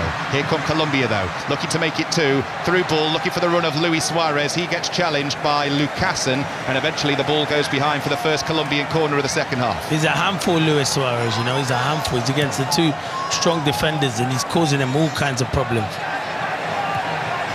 Early corner taken, and the shot went in. Good save in the end by Lawrence Zigi. That nearly caught us all out. A very, very quick corner, palmed away by the goalkeeper comfortably, and the ball eventually, Lerma in a battle with Mensah over on the far side, goes out into touch. It's going to be a Colombian throw, but Puerta there very nearly surprised everybody. Quick corner shot, easy save. Yeah, easy save. It's a camera save, to be fair, but you give Puerta that much time and space.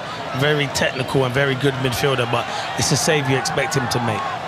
Diving to his left, 2 hands on it. Not the first time we've seen Zigi try and impress the photographers in this game. It's going to be a Puerta throw, 12 yards from the corner flag on the Colombian right. It's a long throw as well, headed away by Sibo. Shot comes back in. It's high, it's wide, and it's not particularly handsome that time as it goes well off target from Sanchez. Yeah, I don't know if I've ever seen Sanchez score from that distance with that technique, but that's the confidence that he's showing at the moment. Luis Suarez, though, Clinton just mentioned him. He's a handful. First capped in 2020, waited 5 years for his first start and scored 4 times in 25 minutes in a 6-3 win against Venezuela. Spent 3 years at Watford between 2017 and 2020. So by Watford standards, that would mean about 20 managers. As Colombia come forwards here, Puerta to the edge of the penalty area. Support arrives and it's put in by Luis Diaz at the back post to make it 2 for the tournament for him, to make it 2-0 to Colombia. Well taken goal, but the offside flag goes up on the far side, and the wild celebrations and the broad smile from Luis Diaz change very, very quickly. It will, of course, be checked by VAR. Puerta started it off, Clinton, and then it was a good ball in from the right. Yeah, does he go a bit early? Yeah, yes. He does. He's ahead of the ball and he's ahead of the defender. It's the right decision from the linesman. You know what? Thomas Partey's got away with one. He loses the ball. He goes and gets the ball, lose it. Renny Higuita's in the crowd. Do you remember him? That was the goalkeeper. Famous Colombian goalkeeper with the, you know, the scorpion. Is that what they call it? Yeah. How brilliant was that, to be fair? Yeah, they've just showed him. But yeah, linesman gets his spot on. Diaz is a couple of yards offside. Yeah, VAR. I said they'd check it. They checked it very, very quickly. If VAR are quick, that means it's very, very clear cut. And that one was when you looked at the replay. Definitely, it's the right decision.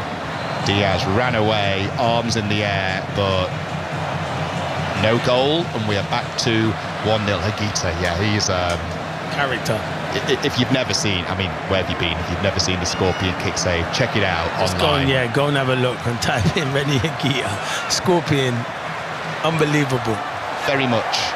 Why catch it when a scissor kick will do? As Colombia come forwards again here. Puerta to the edge of the area. He's got Luis Diaz in support. Good save by the goalkeeper. That was a really good chance for 2-0 this time, with Diaz definitely onside. Goalkeeper made himself big, was equal to it, made the block, but Diaz there should not have given him a prayer.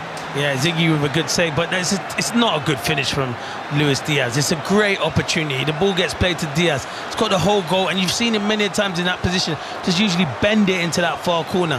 Hits it straight at Ziga, who makes a good save. Credit to Ziga, but it's a poor finish from Luis Diaz. You were thinking, curl it into the far corner or try and beat him at his near post, and he did neither. He just went straight he did the one thing that you probably shouldn't have done, going right down the middle, which is a comfortable save. And it's a great opportunity here that is for Diaz, and that is what you see. Diaz is a top player, but that's just at times where his finishing lets him down. This is Zigi's 32nd cap. He's been busy in this game. Has Ghana come down the other end with the ball across the face of goal. It's going to be picked up by Semenyo over on the far side. Support arrives from Sibo, intercepted by Puerta, and then Suarez is fouled in the midfield, and it will be a much-needed free kick for Colombia because they were under the cosh there. Yeah, it's a great ball into the box. This game is it's going to open up now. This game's going to open up. We're just watching Luis Diaz's chance, and now he has to score. He kind of scuffs it and hits it into the ground. Makes a good enough contact, and I do think it is bobbling into him a bit, but he still has to. And then the replay one of him offside is the right decision. He just goes probably a yard too early. It's one of those where they show you with the lines and you're like, we really don't need lines. But then when they put the lines on, actually, it doesn't look as clear-cut as it did with the naked eye. No, you're right. Yeah, you're definitely right. But we all knew he's got some cramp here, isn't he? Another injury worry here for Ghana and Kwasi Sibo. Ghana actually now getting ready to make a change, a double change actually. One of the players to come on is going to be Leicester City's Abdul Fatawu. He is stripped off, wearing shirt number 7 and standing by. So Carlos Queiroz has seen enough, because he's also going to bring on Elisha Owusu as part of this double Ghanaian change here. It's Colombia who have the ball at the back with Lukumi. He goes long down the centre. He's clearly seen enough, the Ghana manager Queiroz here, because Diaz could have had a couple in the last couple of minutes. That's a foul on Ayew, and it's going to be a free kick to Ghana, level with the edge of the centre circle. Rios turns away with a cocky smile. He knew. Yeah, of course he knew. You know what I'm surprised at, who hasn't got a lot of game time? Bonsu Ba. I've seen him a lot play in the Saudi Pro League, and he's very good. Left-sided player, can play left full-back, and he's a good player. But then you have Mensah there, who's had a good tournament for Ghana, so it's difficult to fit all these talented players into your starting 11. Yeah, Bonsu Ba went to the Saudi League from Genk for 24 million. Yeah, he's been impressive as well. Free kick here to Ghana, taken by Ayew, diagonally from right to left. Poor, nobody there. Easy clearance for Munoz of Palace, down the right. And here come Colombia with the goal scorer, Arias. Early ball forwards. Luis Diaz into the penalty area right side, does well to keep the ball in play, slips. That allows Ghana just a half second or so to compose themselves, and then there's a foul on Semenyo, and it will be a free kick to Ghana inside their own half. But just for a second there, the pace of Diaz looked to be causing them some problems. It is. The game's opening up, and the Ghana two centre-backs have kind of disappeared at the moment. They need to just keep switched on, because if it goes to 2-0, it's game over. At 1-0, they're still in this game, Ghana. Right then, so we're going to see Fatau come on to replace Inaki Williams. Excellent in the first half, or lively in the first half. Hasn't really done much in the second. So Williams off Fatau, and we're also going to see Kwasi Sibo come off Clinton for Alicia Owusu. And you were just saying the midfield too hadn't impressed you enough. No, so it's an opportunity for Owusu to come on. I'm surprised you haven't seen Thomas Asante yet, because I do feel like he's a player who could come on and probably make a difference as well. But we maybe see him, because they still have, I think, 2 substitutions up their sleeve. So Owusu, 29 games for Auxerre last season, and he just about avoided relegation from Ligue 1. And Fatau, 9 goals in 44 Leicester City games as they were relegated from the Championship. Here comes Fatau now on the attack straight away down the right for Ghana. Gets a nudge, goes to ground. Referee's not interested in giving anything else but a goal kick on that occasion. Keen to see what he can do, because he's got a few people to prove wrong following. He got 9 goals, but he was part of a very, very disappointing Leicester side. Oh yeah, he was disappointed, and he's a talent. I see a lot of people talk about him, how much of a talent he is, and he might not be at Leicester next season. This might be a shot window for him to impress people. 3 international goals, that's all for Ghana. His latest was in March against Germany, and he's got here 27 minutes plus stoppage time to use what Clinton just described as that shot window to his advantage here. Ball loose in the midfield. Ghana win the battle. Through ball played by Partey, and he just puts his head in his hands, because he knew that was an opportunity there with Colombia on the stretch at the back, but the final ball lacked any real quality. Yeah, and he knows. He plays it too early, because Semenyo was in an offside position, and then he overhits it. And he's got better quality than that, Thomas Partey. Coming up to 4 o'clock across the UK. It's 9 o'clock in Kansas, and it's Colombia 1, Ghana 0 in the Kansas City Stadium, which is just a sea of Colombian yellow. A really colourful picture all around the ground. You'll be able to see the highlights of this game as soon as the final whistle goes via the BBC Sport website and app. It looks terrific, and those supporters wearing Colombian yellow with plenty to be pleased about so far. 1-0 up, John Arias with the goal, but really they should be happier and partying, Clinton, because it should be at least 3. Diaz should have had a couple in the last few minutes. Well, that's why they won't be as happy, because they know at 1-0 Ghana's still in this game. Semenyo, crossfield pass to Fatau, miscontrol. That shot window all of a sudden needs a bit of a clean. Yeah, to be fair, that shot, I think they won't be shopping at his shot, that's for sure, at the moment, with that kind of touch. Wow, he just passed it out of play. But yeah, there's still a lot of time, and he can still have an impact on this game. But yeah, Colombia will be a bit nervous, because they've had 2 or 3 golden opportunities, in particular Luis Diaz, and the game could have been over, and they'll know, as I say, it only takes a second to score a goal. What I love there, Fatau's miscontrolling of the ball was so bad. Mahika, who was marking it for Colombia, as we saw the replay, he just turned and just went, what on earth was that? Yeah, he said, you're better than that.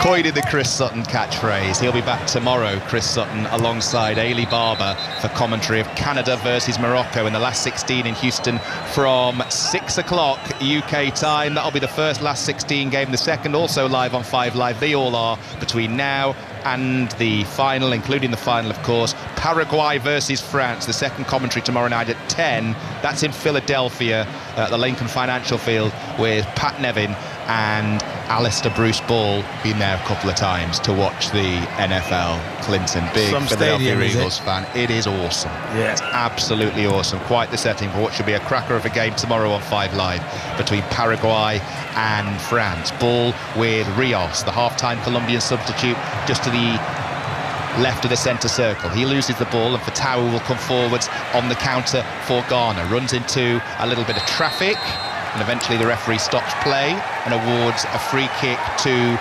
Colombia, and Fatawu is absolutely fuming. So angry, in fact, the referee said, I'm having none of that and I'm putting you straight in my book and showing you a yellow card. He was very animated and still is. He wants to be quiet, Fatawu. Yeah, he does, but I can understand why he's infuriated. He does catch him, but he does get a bit of the ball as well, but he does catch him, so I can understand. And he thinks it's his throw on as well. It was a kick from Fatawu that went straight into the six-pack of his marker.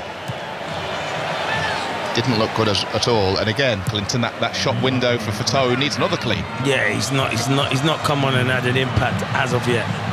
Shop window at the moment has its shutters down as Colombia come forwards down the left. Ball works in field. Here is Mahika for Colombia, and now Puerta midway inside the Ghanaian half. Jefferson Lerma of Crystal Palace turns the full 360 wearing shirt number 16. It's a big footballing cliche. I don't like them, but I'm going to use it. It is absolutely pivotal. I'm trying to not say the out and out phrase, but the next goal, huge.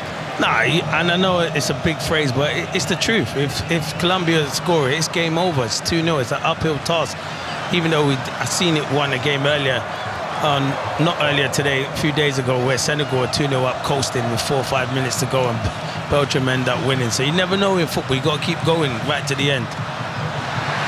Colombia come forwards in the midfield and just run into a big Ghanaian wall, picked up by Urenki in midfield for them. He never really had full control of the ball, kind of took it on the stumble, and now they've got some work to do as a result here. They do well with Lucassen to find themselves a few yards, Ghana, trailing this game as they do by a 0-0 as we go into, Clinton, the final quarter. Yeah, so the hydration is coming. It is coming. Anytime soon. It is coming.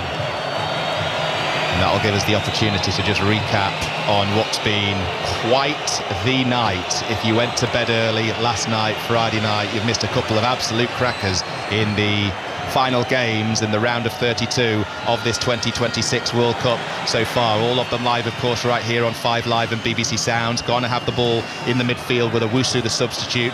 He goes back into his own half, and they'll build again from the back here with Lucassen. Now to Saidu. They're just passing the ball sideways at the moment, are Ghana, such is the way that Colombia are actually doing a Ghana and just all of a sudden proving to be difficult to break down themselves. Yeah, because they don't have to come out, Colombia. They can keep their shape and play on the counter-attack. They're on the attack, Ghana, with Fatawu on that yellow card, having only been on the field a few moments. The Leicester City man, ball forwards, easily repelled by the Colombian back four, and the ball falls for Semenyo. Dead centre in the pitch, dead centre in the half. Beats one, beats two, keeps on going, Semenyo. Block goes in eventually, second shot goes in, and that is wide in the end from Thomas Partey. Yeah, you can see Partey's just pushed on. He was the holding midfielder. Since Owusu's come on, he's closer to Jordan Ayew. But good feet again from Semenyo. But it's too many bodies in front of him, and it's a good block from Davinson Sanchez. Right then, so the things to let you know about what you've missed so far as the players come to this near side for the second half hydration break. In the first commentary of the night, feels like quite some time ago now, it was Australia 1, Egypt 1. Egypt winning that game 4-2 on penalties. Harry Souttar amongst the Australian players to miss their penalty. So Egypt through to the last 16, winning that one on penalties. But then after that, in between that game and this one of the games of the tournament that saw one of the goals of the tournament, Argentina beating Cape Verde by 3-2. But Cabral's second equaliser for Cape Verde. They were one down, equalised to make it 1-1. That took it to extra time. Martinez scored 2-1, and then Cabral to make it 2-2, in from the left, on his right foot, curled it into the far top corner. Check it out right now on the BBC Sport website and app. Argentina ended up winning that game through an own goal. But, Clinton, even you, amongst the many that you've scored, would have been buzzing with that. What a strike. Yeah, I've not scored a goal like that. I've scored one that's more central to that on the edge of the box, which bent into the top corner, but not from that But you angle. don't talk about it. Nah. Don't. I try not to talk about it, but you just made me bring it up. So I blame you at this time of night. But no, it's a great finish. And Cape Verde have been my team where in the World Cup, I think they've won over a lot of people. And you know what? There's a few people beforehand the tournament was talking about the expansion of the tournament. But if you don't have expansion of the teams like this and make it a bigger tournament, you don't have teams like Cape Verde and countries like Cape Verde who people take to now. So everyone's going to be looking out for Cape Verde. They qualified for a strong campaign group, like beating the likes of Cameroon, you know, so they've been outstanding. Huge credit to Cape Verde, and yeah, they've won my heart for sure. And it's what you love about these tournaments that we cover, whether they be World Cups or Euros or AFCONs or whatever. You've got the teams that you know, tournament in, tournament out, are going to be there or thereabouts, but you always look for the other stories, and that has been their run by far and away the story of this tournament, and it nearly continued in spectacular style. If they'd beaten Argentina, that would have been the biggest thing ever to happen in the World Cup, in my opinion. The biggest upset or the biggest story to beat, you know, the team that won it 4 years ago, Argentina, and everyone talking about Messi. So, as I said, they were fantastic, and they all go home as heroes at the end of the day. Substitution being made here by Colombia. They're going to take off the goal scorer, John Arias, and they're going to replace him with Juan Quintero. So Arias with the goal has gone a little bit off the boil in the second half. I don't think Arias ever completes a game. I don't think in the whole tournament he's completed a game. He, as I say, the heat over there, and he's very good for 60, 65 minutes, and then he has to come off. But as I say, he's made the biggest impact in the game. Cross from Suarez, and it's a brilliant finish from Arias, a side foot finish into the bottom corner. Nicely done, and that is the difference between the two teams. And as we go into the final stages of this game, we were just talking about the round of 16. We've got fixtures including Canada, Morocco, Paraguay, France, Brazil, Norway, Mexico, England, which will, by the way, even though there were doubts over the kick-off time being raised last night, it will kick off at 1 a.m. Monday morning. Talk of moving it to 7 o'clock Sunday night because of issues with the weather, but there's been a U-turn on that, and it will still kick off 1 a.m. Monday morning. We've also got Portugal, Spain, USA, Belgium, Argentina, Egypt, and Switzerland against the winners of this one between Colombia and Ghana. At the minute, it's Colombia who's sending a cross from the right, looking for Diaz at the back post. He could have had a second half hat-trick on another night, Clinton. Yeah, Rios with the ball on the right-hand side, and I just think he can't get there, Diaz, to be fair. He is trying to get there at the back post. There's too much pace on the cross, but yeah, it's a good ball into the box, and he's unlucky, Diaz. So back underway in the final quarter of this game. Colombia 1, Ghana 0 on 5 Live and BBC Sounds as Ghana go long, looking for Ayew, but the ball drops for Partey inside the centre circle. He shows great strength and great feet there to turn away from 2, then gave the ball away, but he gave the ball away because he was fouled, so it's going to be a Ghana free kick in the centre circle.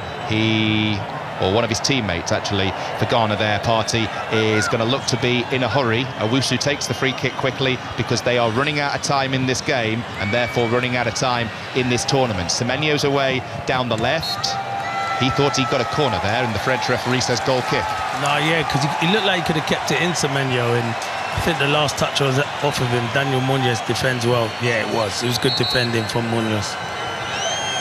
The last 2 games, as we mentioned a few moments ago, have gone to extra time. Is there extra time in this one, Clinton? There could be. At the moment, there could be. I do think Ghana probably have to look to their bench and make a few more changes, but haven't really troubled Vargas, have they, at this moment in time? Fatau on the attack for Ghana, in from the right, dead centre, on his left foot, keeps it moving. Semenyo will take over, 2 for company. He's got one teammate overlapping, but he's going to come inside instead. Eventually picks out the teammate in question, Mensah, who's over there. Cross goes in, cleared away by Sanchez, and here come Colombia this time on the counter with Luis Suarez. As Clinton said a few moments ago, got the assist for the goal, came on as a first half substitute for the injured John Cordoba, and has been threatening throughout, not just with his pace, but he's shown good strength as well. This time he was able to stretch Ghana quickly, but they've been able, because he checked, to get back in their numbers. Here's Puerta for Colombia. Ball played in field, and that's going to be a foul, surely. Yes, says the referee. Colombia free kick, and that was a heavy challenge going in that time on Mexica. Yeah, it's a strong tackle from on the back of Mexica. Mexica feels it. They're so attacking Colombia. That is the left back up, and you're thinking we're winning 1-0, and they're still up in high positions. That's what I like about him. They always want to get forward and cause problems. It was one of those where I saw the number of the player. I just had to check my map in front of me there. Yeah, like, he is a long way forwards. Yeah, it was crazy. But Seydou with the tackle as well, who's not had the best of games since coming on in the first half.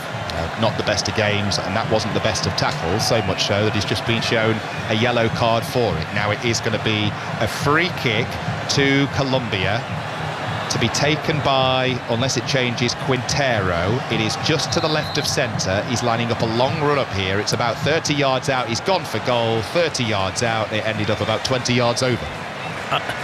Listen, Quintero, he's lining up and his centre-backs go forward. I can guarantee they're frustrated at that.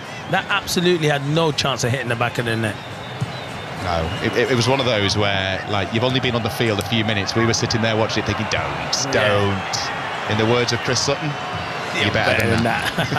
Here come Ghana down the right with Fatau to the edge of the penalty area. Is there an equaliser in this game in the final 13.5 minutes plus stoppage time on 5 Live and BBC Sounds? Not this time, there isn't, because they run into a big yellow and blue Colombian wall, and it's cleared to halfway, where Ghana will pick up the ball again with Apoku, the centre half.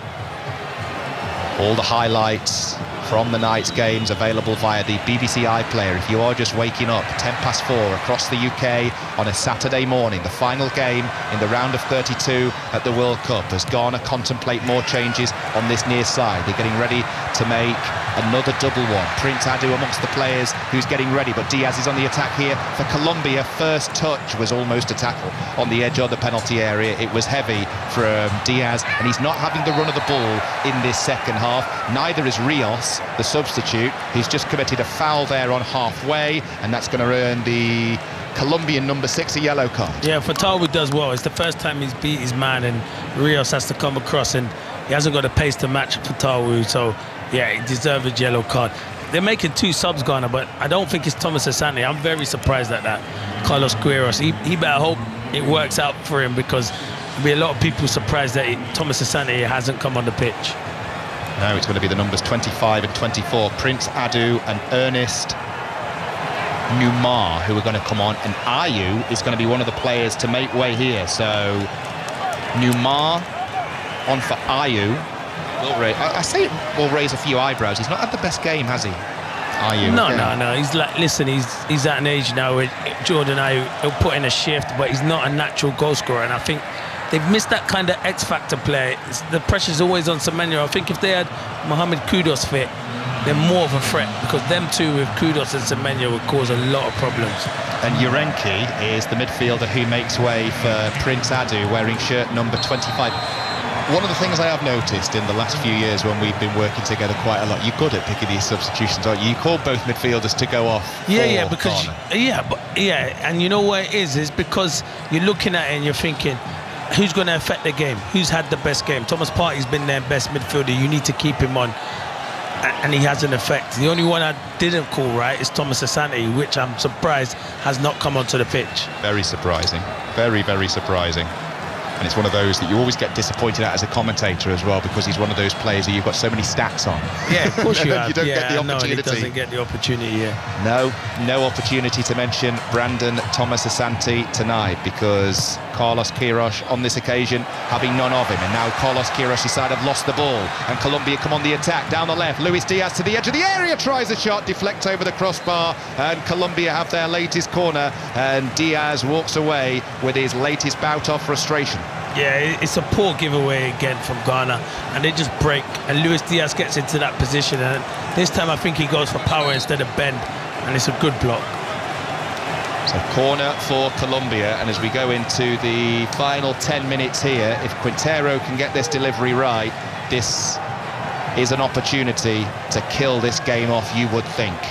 What can he do here, Quintero? He's been keen to get involved since he's come on about 15 minutes ago, and all the set pieces and the corner routines. What's his delivery going to be like this time? Just blazed one high over the bar a few moments ago from a free kick. Corner's good, and it goes, and it's Sanchez with a header. He didn't quite get the direction on it, 7 or 8 yards out.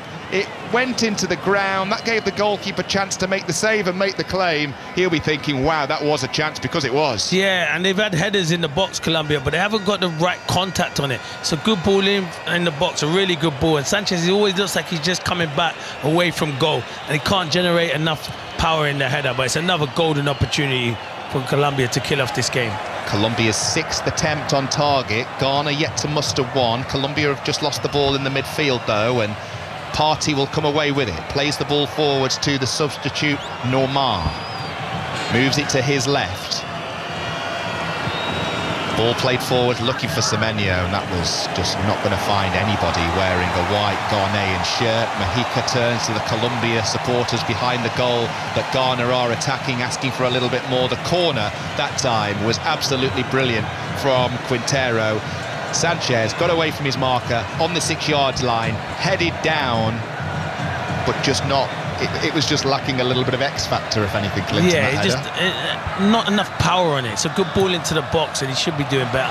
Here come Colombia down the other end. It's wide open now, this game, as we go into the final 8.5 minutes of it. Both teams in desperate need of a goal. Colombia to make things easy. Diaz is being penalised. Oh, it's been penalised for an offside over on the far side. I think there might have been a shirt pull in there as well. Colombia want a second goal to wrap the game up. Ghana need a goal, otherwise they're going home. Yeah, but Carlos Queiroz has got to play 2 up front. He's still got 1 up front, and that is what I was saying. He's disciplined, but his style of play can be a bit negative. But not when you're losing the game. You might as well go for it. It's not worth just saying, oh, we only lost 1-0 to Colombia. You might as well say we had a goal and we lost 2-0, maybe 3-0, but at least we had a goal. I was just about to say, if you're a Ghana supporter watching this game, you'll be sitting there thinking, what on earth are you waiting for? Maybe they're waiting for Fatawu, because he's just picked the ball up right side of the penalty area, peels in. But Colombia, I tell you, they've been so good tonight at backtracking and getting men to outnumber a Ghana player when he has the ball. Whenever a Ghana player thinks he's got half a yard, he looks up and has 2 or even 3 players on him in a flash. Here's Fatawu again, down the right, edge of the area, left-footed cross, goes all the way through and is watched all the way by Camilo Vargas. Clinton. They need a goal. Fatawu's on the right-hand side, he's crossing. There's one person in the box. There's one person in the box for Ghana, which is Prince Adu up front, and they need a goal. It's crazy. You need a goal. You're going out of the World Cup. There's less than 10 minutes to go. Get bodies into the box. Well, I was just about to say, I've noticed you over the last 5 or 6 minutes getting more and more frustrated. I thought it was tiredness. It's not. It's Ghana are driving you mad, aren't they? They're frustrating me. Just go for it. Have a goal. Here they come again, this time Ghana with Normar. Ball to the left to Semenyo, cutting in on his right foot, and it just gets too far away from him. It was an easy interception for Colombia in the end, and here they come on the counter with Suarez, looking to kill the game. He's got Diaz ahead of him, but he checks and he turns, and that forces him to go back into his own half. And Colombia do well to keep possession, to be fair, because Ghana were trying everything they could to win it back, and they work the ball to the right. Colombia, they come forward with a shot for distance, and it just goes wide from Juan Quintero from the angle that we had there. I thought that was flying in. We'll see how close it was on the replay. Yeah, I did. Quintero, if he hit the ball like this when he took his free kick, he would have found the back of the net. It's a fantastic strike, and let me tell you, he's inches wide from making that 2-0, and Colombia are progressing to the round of 16. It's a great strike. Yeah, you've said it a few times tonight, Clinton. They have been impressive, certainly going forward, certainly on the counter. It's just been that little tiny bit of quality in the final third, because on another night they could have had, I mean Diaz could have had about 4 himself. Yeah, I see this many times. They dominate possession. They did it against Portugal, but not ruthless enough, Colombia. That could be their downfall further on in the competition if they get through this. Is just being more clinical, because against better teams you can get punished.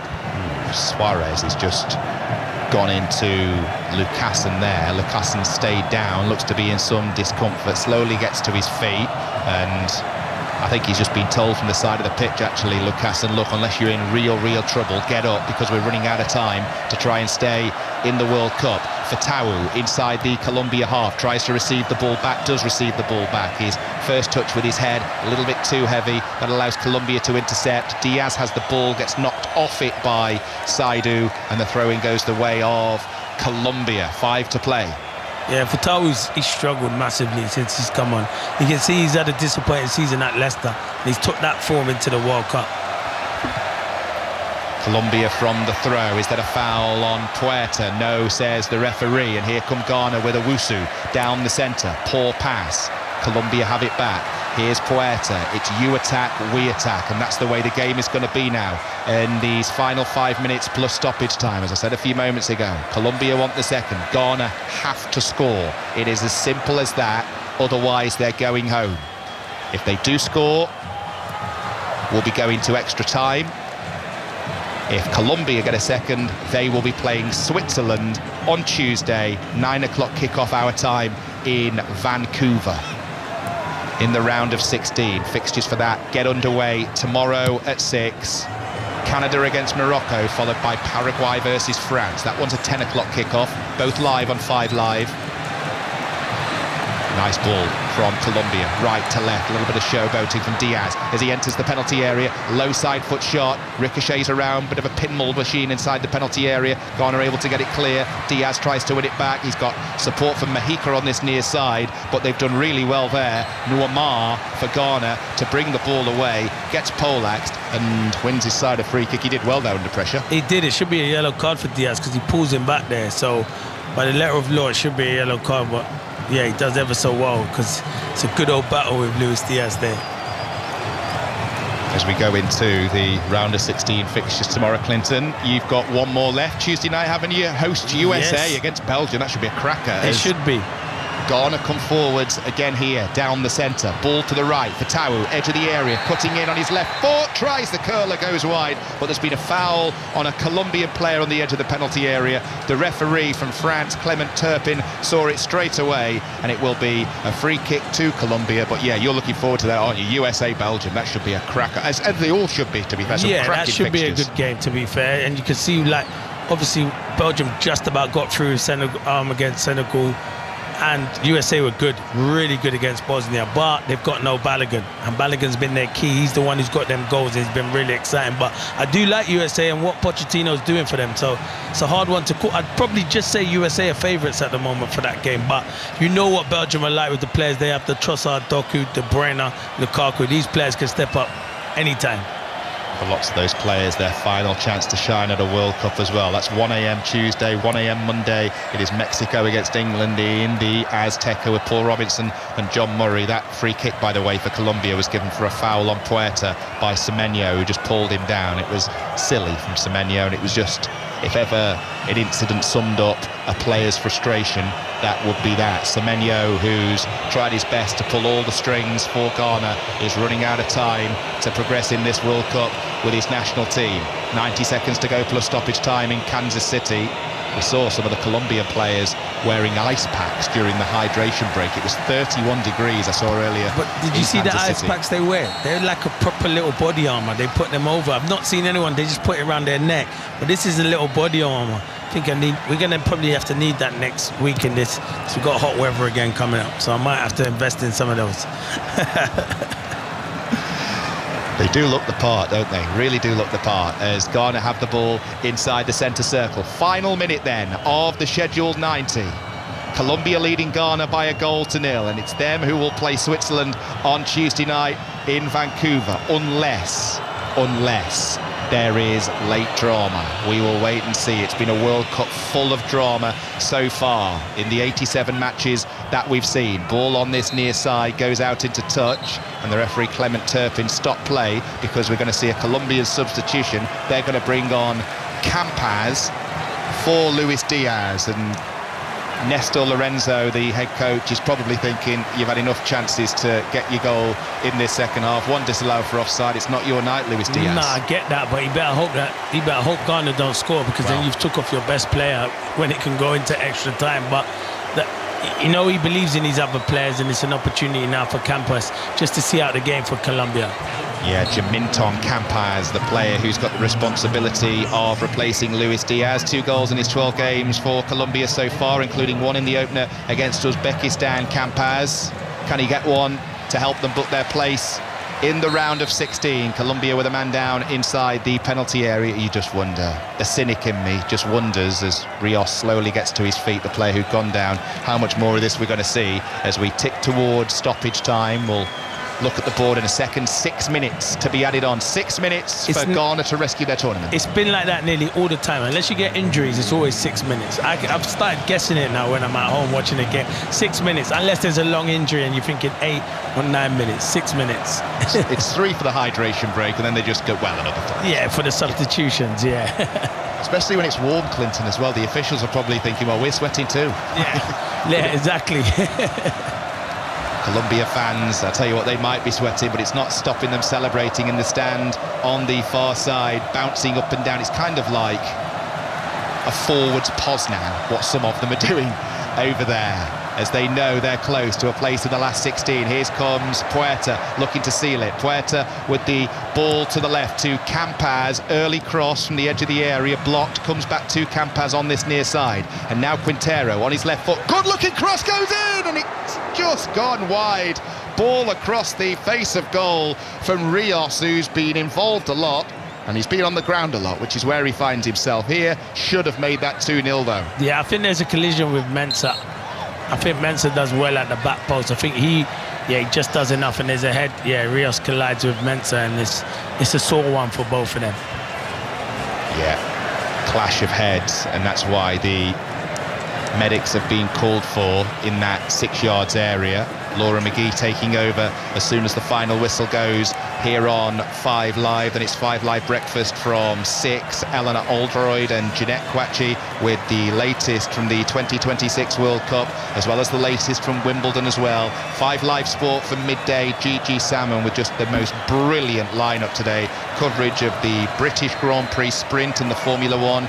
More from Wimbledon, and then from about 4:45, commentary of South Africa against England in Rugby Union's Nations Championship. It is a great weekend of sport on 5 Live and BBC Sounds, all culminating in Mexico versus England in the Azteca, 1 a.m. on Monday.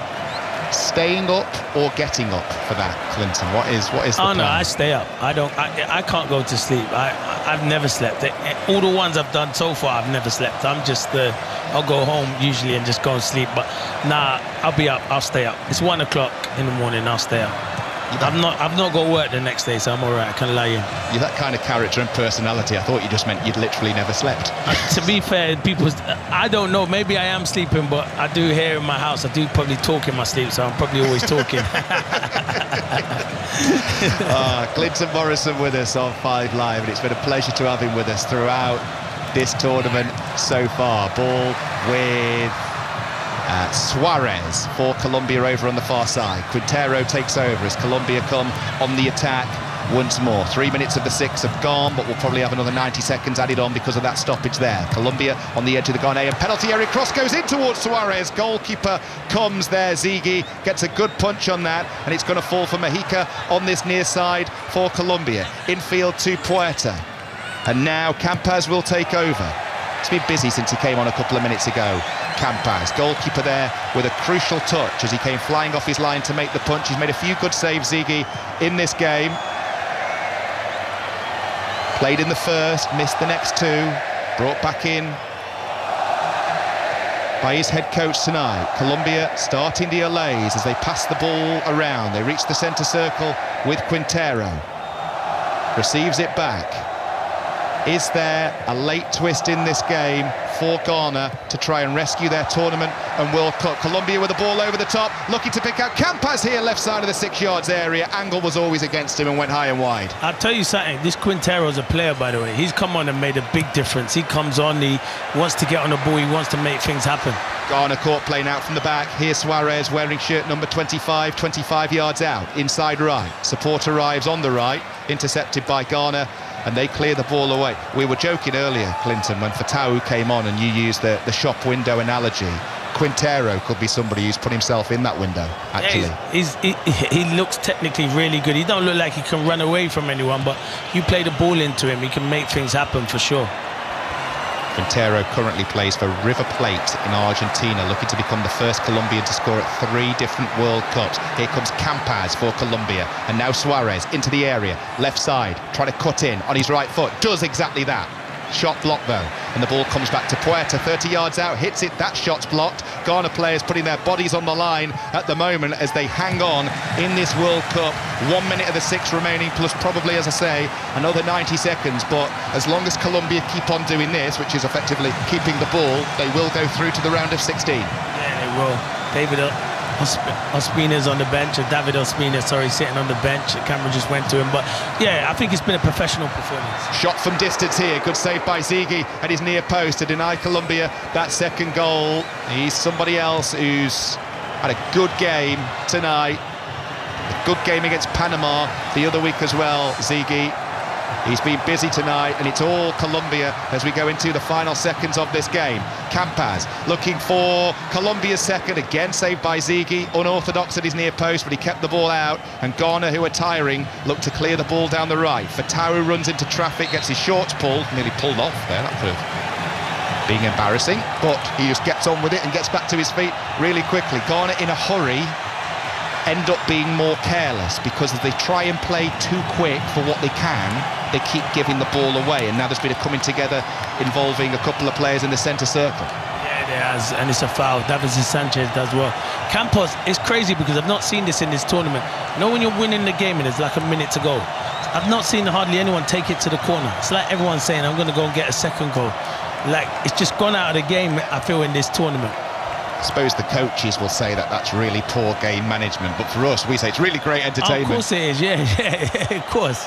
We've had 6.5 minutes added on. There were only 6 scheduled, so we're into whatever the referee feels was appropriate for that stoppage now. Colombia are nearly there. That John Arias goal, the former Wolves man, early in this game in the 14th minute, looks to be enough, unless Ghana can do something with this final attack. They can't, they've lost it on halfway, and Luis Suarez does a dance on the ball, turns the full 360, and this time he does decide not to attack, just keep it. Puerta, Suarez, Colombia finishing this game in style. It's going to be another win and a 3rd successive clean sheet for Nestor Lorenzo's team as it works its way to Campas, the ball on this near side. More olays from the Colombian supporters. They've lost it, and still we play on. 7.5 minutes we've had, and there is the final whistle. That is it. Colombia are through to the round of 16. John Arias' side foot goal off a brilliant Luis Suarez cross. The difference between the two teams, and it's Colombia who booked their place in Vancouver against Switzerland on Tuesday night. They've beaten Ghana 1-0. Yeah, and they deserve it. They've been the better team, to be fair.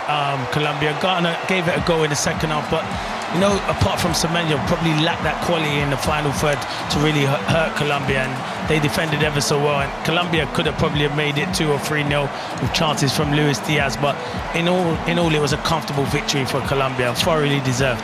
And you said before the game even kicked off tonight, they are a team who you fancy, Colombia, who are dark horses in this competition, don't concede many, and they've got plenty of creativity and flair. On another night they could have had 3 or 4, and they've just shown their qualities once again. Be keen to see what they can muster up against Switzerland. Yeah, they can cause a lot of teams problems in this tournament, and yeah, that's 2 dark horses in Switzerland, because I think they're a dark horse who can cause problems as well. But yeah, in particular Colombia, I like the way the manager sets them up to play defensively good. Fullbacks like to get forward, and they've got a threat in that attacking third. So yeah, they're a team to watch in this tournament for sure. Clinton, it has been an absolute pleasure. I've enjoyed it. Well done, mate. I've enjoyed it with you. And this tournament as well. Clinton Morrison with us on 5 Live and BBC Sounds. Colombia through to the round of 16 in the 2026 World Cup. It's ended in Kansas City. Colombia 1, Ghana 0. Thank you so much, Lee Blakeman and Clinton Morrison, with that commentary here on BBC Radio 5 Live. Hope you enjoyed it. Let's get the latest news headlines. It is 4:33. You're listening to BBC Radio 5 Live. This is BBC Radio 5 Live. The voice of the UK and the FIFA World Cup 2026. England's World Cup last 16 tie with Mexico will kick off at 1 o'clock BST on Monday after a FIFA U-turn on plans to bring the game forward. FIFA held talks with the English and Mexican football associations on Friday after proposing the match be moved to 7 o'clock BST on Sunday. Weather forecasts suggest there could be thunderstorms at that time, though FIFA has not provided any explanation for its proposed change. 3 men accused of murdering a journalist in Northern Ireland more than 7 years ago have been found not guilty by a court in Belfast. Lyra McKee was fatally shot as she stood close to police vehicles during rioting in Londonderry. The new IRA, a dissident Republican paramilitary group, said it carried out the killing, but the actual gunman was never found. A man has been found guilty of murdering a Scottish woman on Crete in 2009. Jean Hanlon's body was found in the water off Heraklion 4 days after she disappeared. And in his first interview since his resignation, Sir Keir Starmer has described the intensely personal decision he took to accept that his political career was over. Speaking exclusively to the BBC, Sir Keir said he had been a successful Prime Minister and claimed he had saved the Labour Party. And just an update on some of the scores at the World Cup.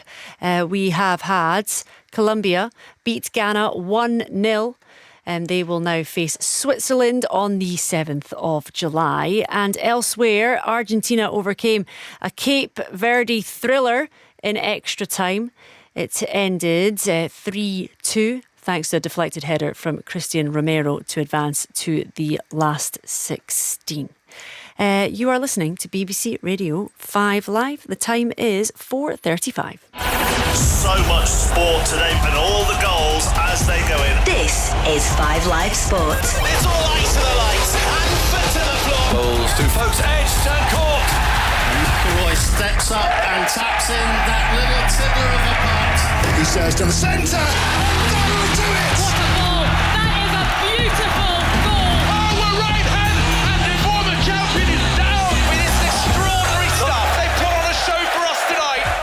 5 Live Sport. Hear the world's greatest sporting events right here. There is the full-time whistle. Listen on BBC Sounds. Now it's time for Americast.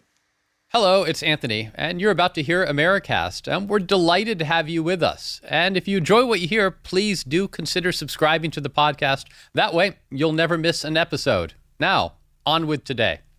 It is 250 years since that pivotal year, that year that 13 American colonies declared independence from Great Britain, 1776.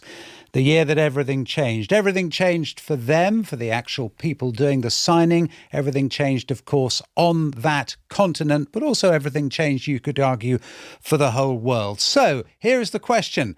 Has it been a success? Has the American experiment succeeded or failed? Or is the jury out? Welcome to Americast. Americast from BBC News. You hear that sound? Oh, I think when I hear that sound, it reminds me of money. We didn't start this war, but under President Trump, we are finishing it. This is a big cover-up, and this administration is engaged in it. This guy has Trump derangement syndrome. I have 4 words for you. Turn the volume up. Hello, it's Justin in the worldwide headquarters of Americast in London, England.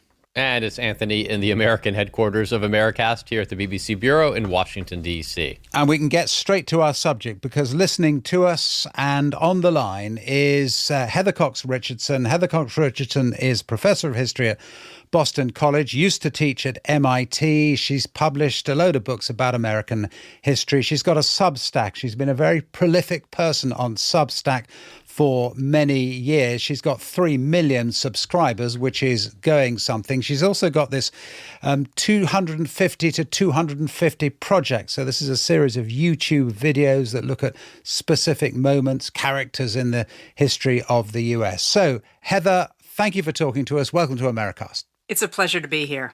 Can I start with a really simple question, and a positive question, because I think we need to be positive, or I want to be positive about America on its 250th birthday. And it's this question: what is there to celebrate? What should be celebrated? What can be celebrated? Well, what can be celebrated today is what we have always celebrated, is the ability of individual people to determine their future and to determine the government under which they live. And for all the terrible things that are happening in the United States right now, what you are seeing is a rebirth of that sense of agency and the desire to create a better nation.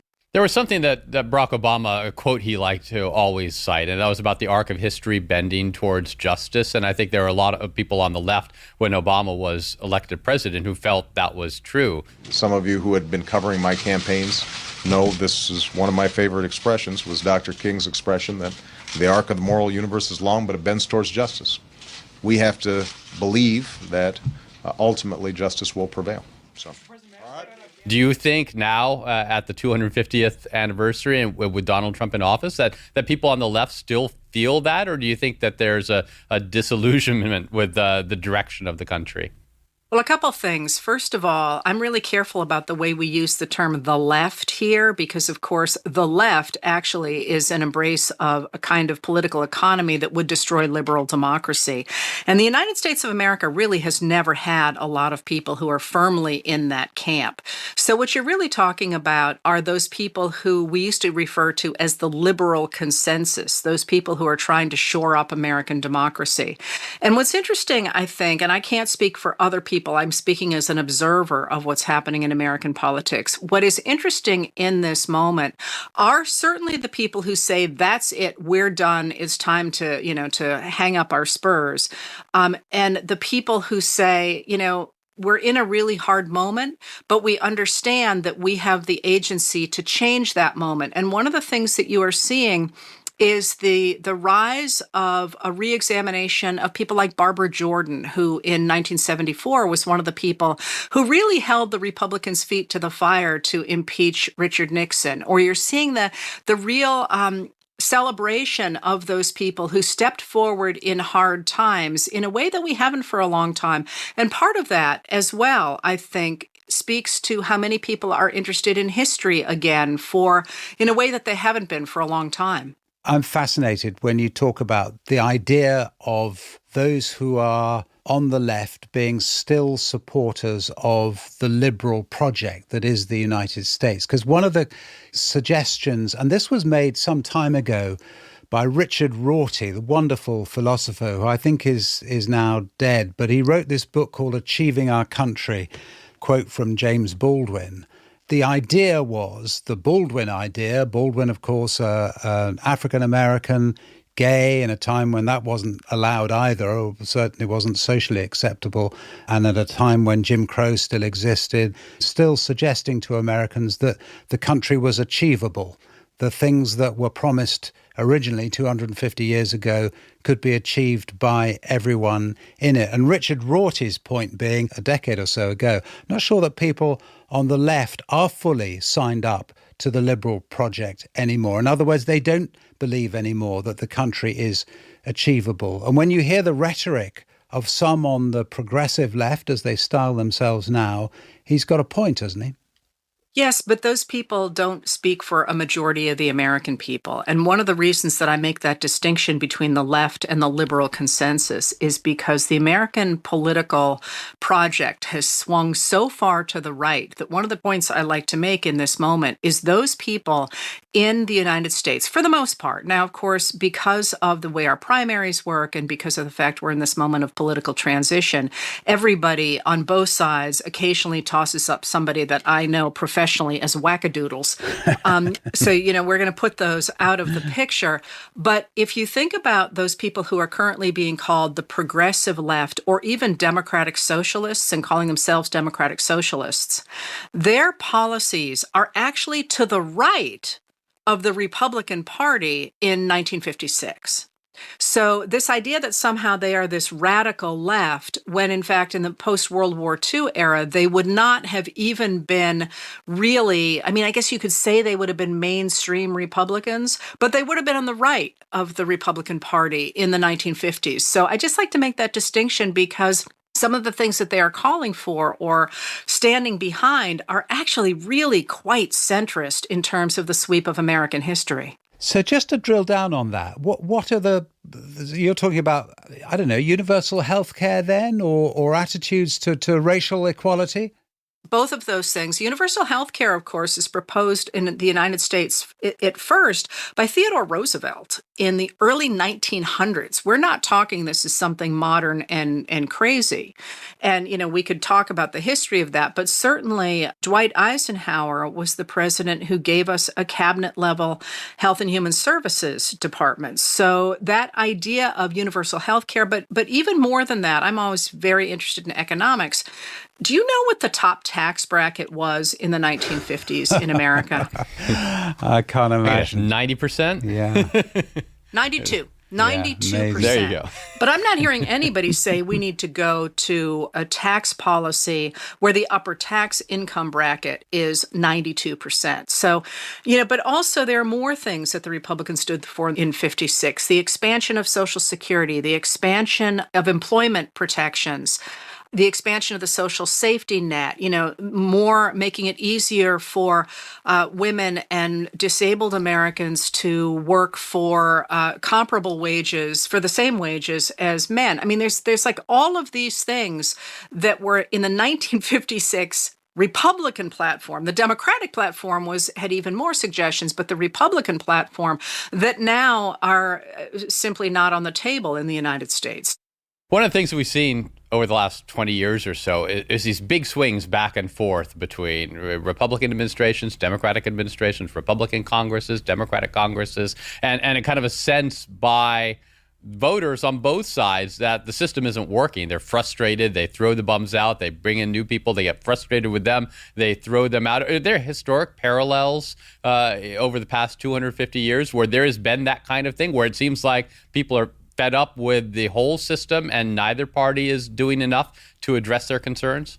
Yeah, we look a lot like the first Gilded Age in this moment, but there is a real difference between the first Gilded Age in the 1880s, 1890s, and 1900s and this moment. And the real difference there is that we are seeing the end game of a project to overturn the New Deal government that President Franklin Delano Roosevelt ushered in the 1930s, and that then Republican presidents like Dwight Eisenhower expanded. And what that did, of course, is it made the modern American government much more active. And so since the beginning, but really taking off in 1937, there was a project to overturn that New Deal government, to get rid of business regulation, to get rid of the basic social safety net it established, to stop government investment in infrastructure, to stop government protection of civil rights, and to make the United States walk away from the international rules-based order. Is this movement away from the power of Congress and to the presidency and kind of the Congress becoming a dysfunctional body that isn't able to address people's concerns, doesn't really pass legislature, is mired in gridlock? Is that part of what's contributing to American disaffection with their government now? Is it essentially Congress's fault to some extent? Is this a particularly ineffective Congress? Yes, this is historic. We have had at least one other Congress that was really didn't get very much done. It was under the Truman administration. But this one makes that one look superhuman compared to the fact that, House Speaker Mike Johnson, a Republican of Louisiana, keeps sending everybody home because he can't even get the Republicans on board to do anything because he's got that far right rump that simply says no to everything.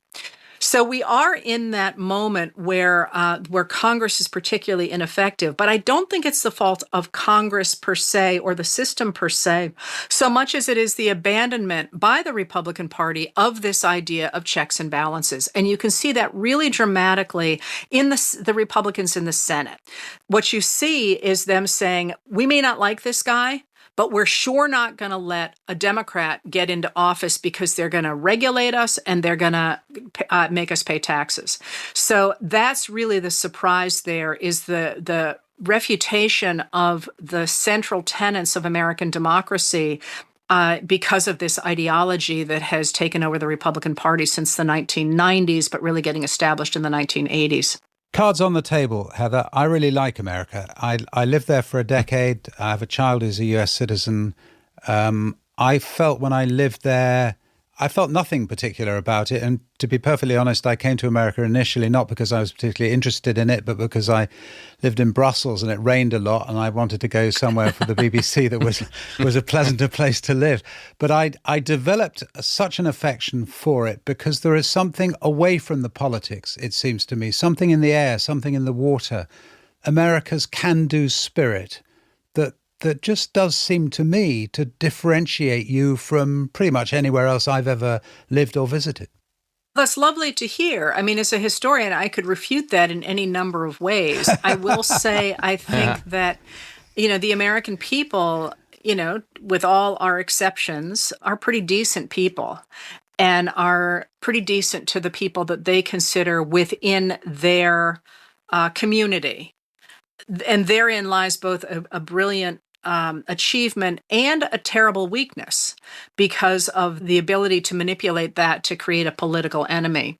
But we could talk again about the great history of how Americans developed that idea, as you say, that can-do spirit. But of course, Tocqueville put it in Democracy in America, that's the heart of America. I'm not entirely sure I buy it, but I'm glad you found it. Interesting that you don't entirely buy it, because why in that case? So you're a skeptic on that. Why in that case? And I was asked this question the other day by someone, and I wasn't fully able to answer it, or I gave a very weedy answer that you will be able to give a much better one, or possibly you'll disagree with it completely.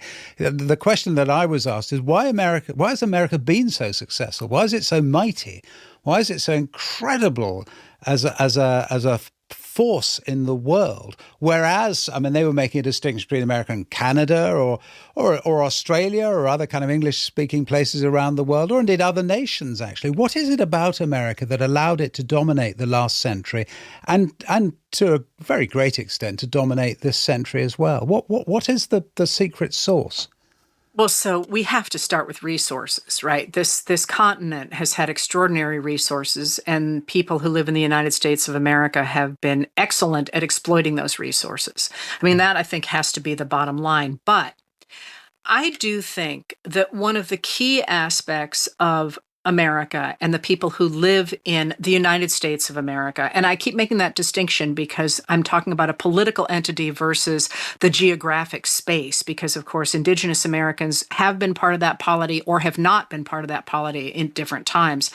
But there is inherent in the United States a really powerful and profound tension. And that is the tension on the one hand between people who believe that some people are better than others and that the power of the government should be used to protect property, and those people who believe that everybody is created equal and the government should be used to make it possible for those people to be treated equally before the law, to have a say in their government, and to have equal access to resources. And that tension, which maps over gender, it maps over race, it obviously maps over class, has meant that America, and I can't speak for any other countries, I study America, but that has meant that the tensions that have made this country a terribly dark country at times, our lynching, our massacres of Indigenous Americans, you and I could make this list go on, is balanced by the opposite. Americans saying, getting the upper hand when they want to promote equality and standing up for the right to vote, standing up for the expansion of rights. And to me, that's what the United States really is defined by, that tension between these groups of people, those who have rights and those who want rights, and how they jockey to create a government. And that means that American democracy will never be finished. It also means that American democracy will never be perfect because, as I like to say, people are going to people, right? We have good people and we have bad people. But what that has done, I think, is it has opened up an avenue for new languages and new ideas and new music and new innovation, new ways of living together, new philosophies in that tension that perhaps are less possible in places that have less fundamental tensions in their society. One of the things that we're celebrating now, and you hear a lot of, is celebrating America's founding and the founding fathers and how great America was from the get-go. Was America a success from the start? Was it economically? Was it politically a success from the start? Or was it something that was built over time? I'm laughing because no, of course not. It was not a success from the start. Because think about it. I mean, what the founders did was crazy. In 1763, they were really, really proud at the end of our French and Indian War. They were really proud to be members of the greatest empire in the modern era, right? They were really proud of their identity as Englishmen. That is something that they stood really strongly on. And by 1776, they're declaring independence, which is 13 years, right? And the founders talked about how the real revolution was in men's minds, and they used the word men there, of course, although it was also women's as well, was in minds before the Revolutionary War, which is going to come on the heels of that revolution after 1776. But the idea that they are writing a Declaration of Independence to the rest of the world, which is what it is. It's a letter to other countries in the world saying, hey, we're not rebels. There's actually a reason we're doing what we're doing, and you should accept us as one of your own. And they write this declaration, and it starts with just this amazing declaration of natural law.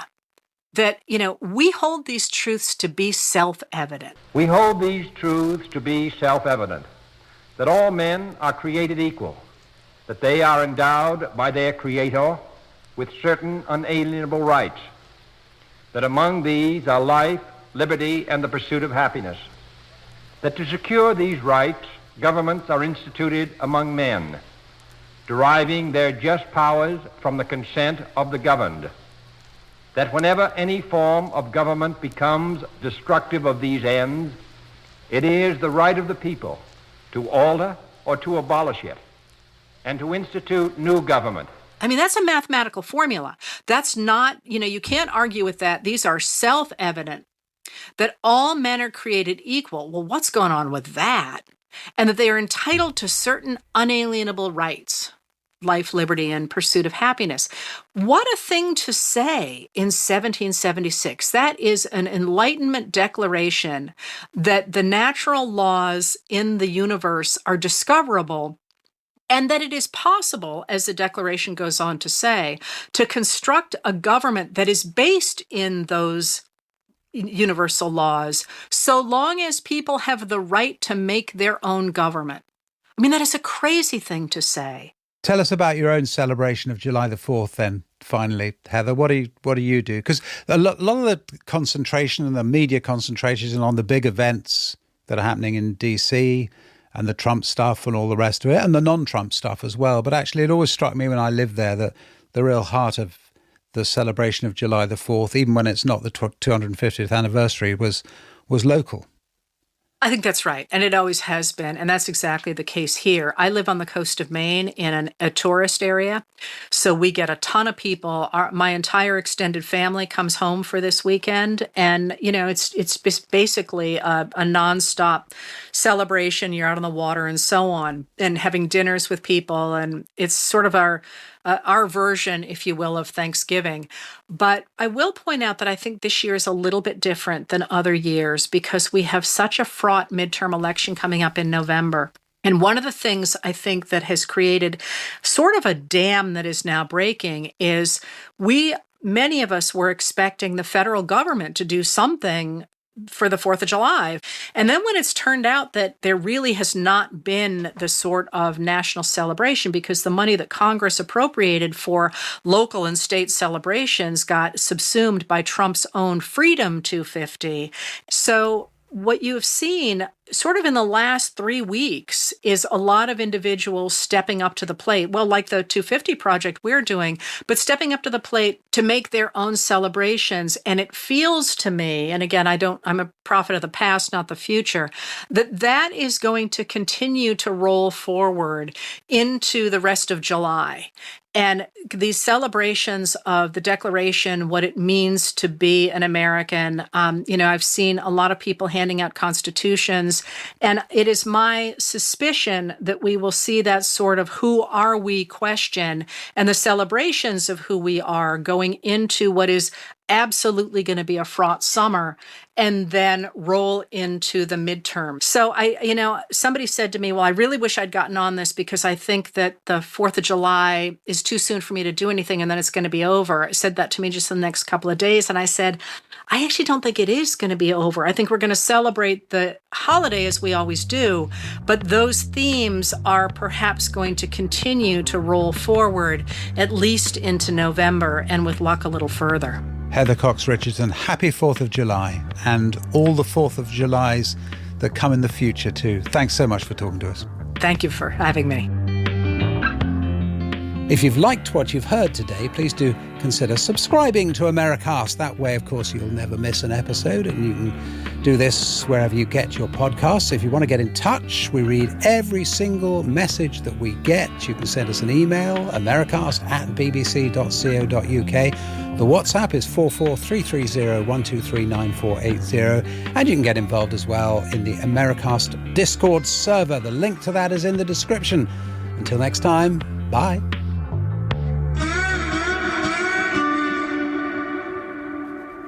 The United States is about to mark its 250th anniversary. And so, on the Global Story podcast from the BBC, we're telling surprising tales of American influence on the world stage and in ordinary people's lives all across the globe.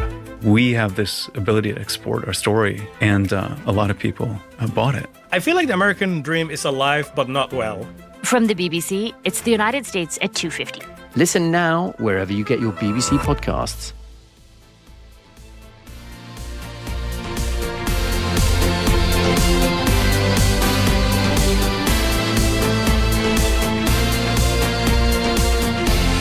This is BBC Radio 5 Live. The voice of the UK and the FIFA World Cup 2026. BBC News at 5 o'clock. This is Lisa Costello. Sir Keir Starmer has used his first interview since announcing his resignation to defend his legacy.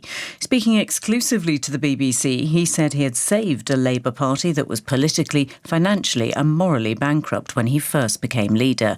Sir Keir also said he was right to focus on foreign affairs and warned that his successor would need to do the same. If you're Prime Minister and you care what bills are going to be like in any household around the country, you have to care about finding a lasting solution to the situation in Ukraine. You have to care about what happens in the Strait of Hormuz. President Trump has launched a weekend of celebrations marking 250 years of American independence with a speech at Mount Rushmore. Mr. Trump said what the United States had created was truly miraculous. We are the strongest and most powerful country on earth, and by the grace of God, the United States of America is the most successful, most accomplished, most exceptional nation ever to exist in human history, and it is great to be your president. Some 4th of July events have been called off across the east of the US because of a heat wave. Temperatures are forecast to reach around 40 Celsius in Washington, D.C. England's World Cup match against Mexico will go ahead as scheduled at 1 o'clock on Monday morning UK time after FIFA U-turned on a proposal to bring the fixture forward. Plans for an earlier kick-off to avoid storms forecast to hit Mexico City were met with anger by English and Mexican officials. Two businesses linked to a convicted people smuggler exposed in a BBC investigation have been cloaked by the local authority. Twana Jamal, who was once described as the godfather of French migrant camps, was jailed for 5 years in France in 2016, but has since been running shops on the outskirts of Leicester. He's believed to be claiming asylum in the UK. Sue Mitchell reports. When he was jailed, French police described Twana Jamal as the most prolific smuggler they'd ever caught and warned that he was funneling money into the UK. I watched him working at two vape shops, both called Candy Corner, in Blaby on the outskirts of Leicester. The local council has now closed them under antisocial behaviour laws and has applied at court for a 3-month closure. The Home Office says it carries out mandatory security checks on the background of all asylum claimants and that immigration enforcement is at its highest ever level. The most senior doctor in the NHS in England has warned that online misinformation is becoming a real threat to public health. Professor Frankie Swords said patients were choosing unproven miracle cures over evidence-based medicine. The pop star Taylor Swift and the American football player Travis Kelce have got married at a lavish star-studded ceremony in New York. The wedding was officiated by the comedian Adam Sandler. BBC News is 3 minutes past 5. Immerse yourself in the sounds of summer. Quiet, please. Crowd settles out here on centre court. Here we go. Returns for the forehand, and that's a beauty. Stunning backhand volley. Slice forehand. Backhand into the middle of the court. He's trying to win it here. And he has! Join us down at SW19 for Wimbledon 2026. The two embrace at the net. Continues today from 12. Ask your smart speaker. Play BBC Radio 5 Live. This is 5 Live Boxing. Alexander Usyk, once the undisputed heavyweight champion of the world, has decided to relinquish his WBC, WBA and IBF heavyweight championships. He's not retired, he's just given up the belts. Now a feeding frenzy will start. Well, the WBC has struck early, and within 24 hours of Usyk's abdication, they upgraded the unbeaten German, Ajit Kabayel, to their full heavyweight champion. Now, this news came a day or so before Tyson Fury made his next fight official. He will meet the towering Polish fighter who's met about 30 men from the top 10, hasn't beaten any of them, but you know what? He's a big lump. Marius Vak in Thailand on July 24th. But for this edition, I had a special plan. It's the end of June. The boxing year is halfway over, and what a 6 months in the ring it has been. So I decided to sit down with two men, world champions, Tony Bellew and Carl Frampton. It has been an exceptional year. I'm Steve Bunce, and this is 5 Live Boxing. Right, Tony, I'll start with you. Okay. It's only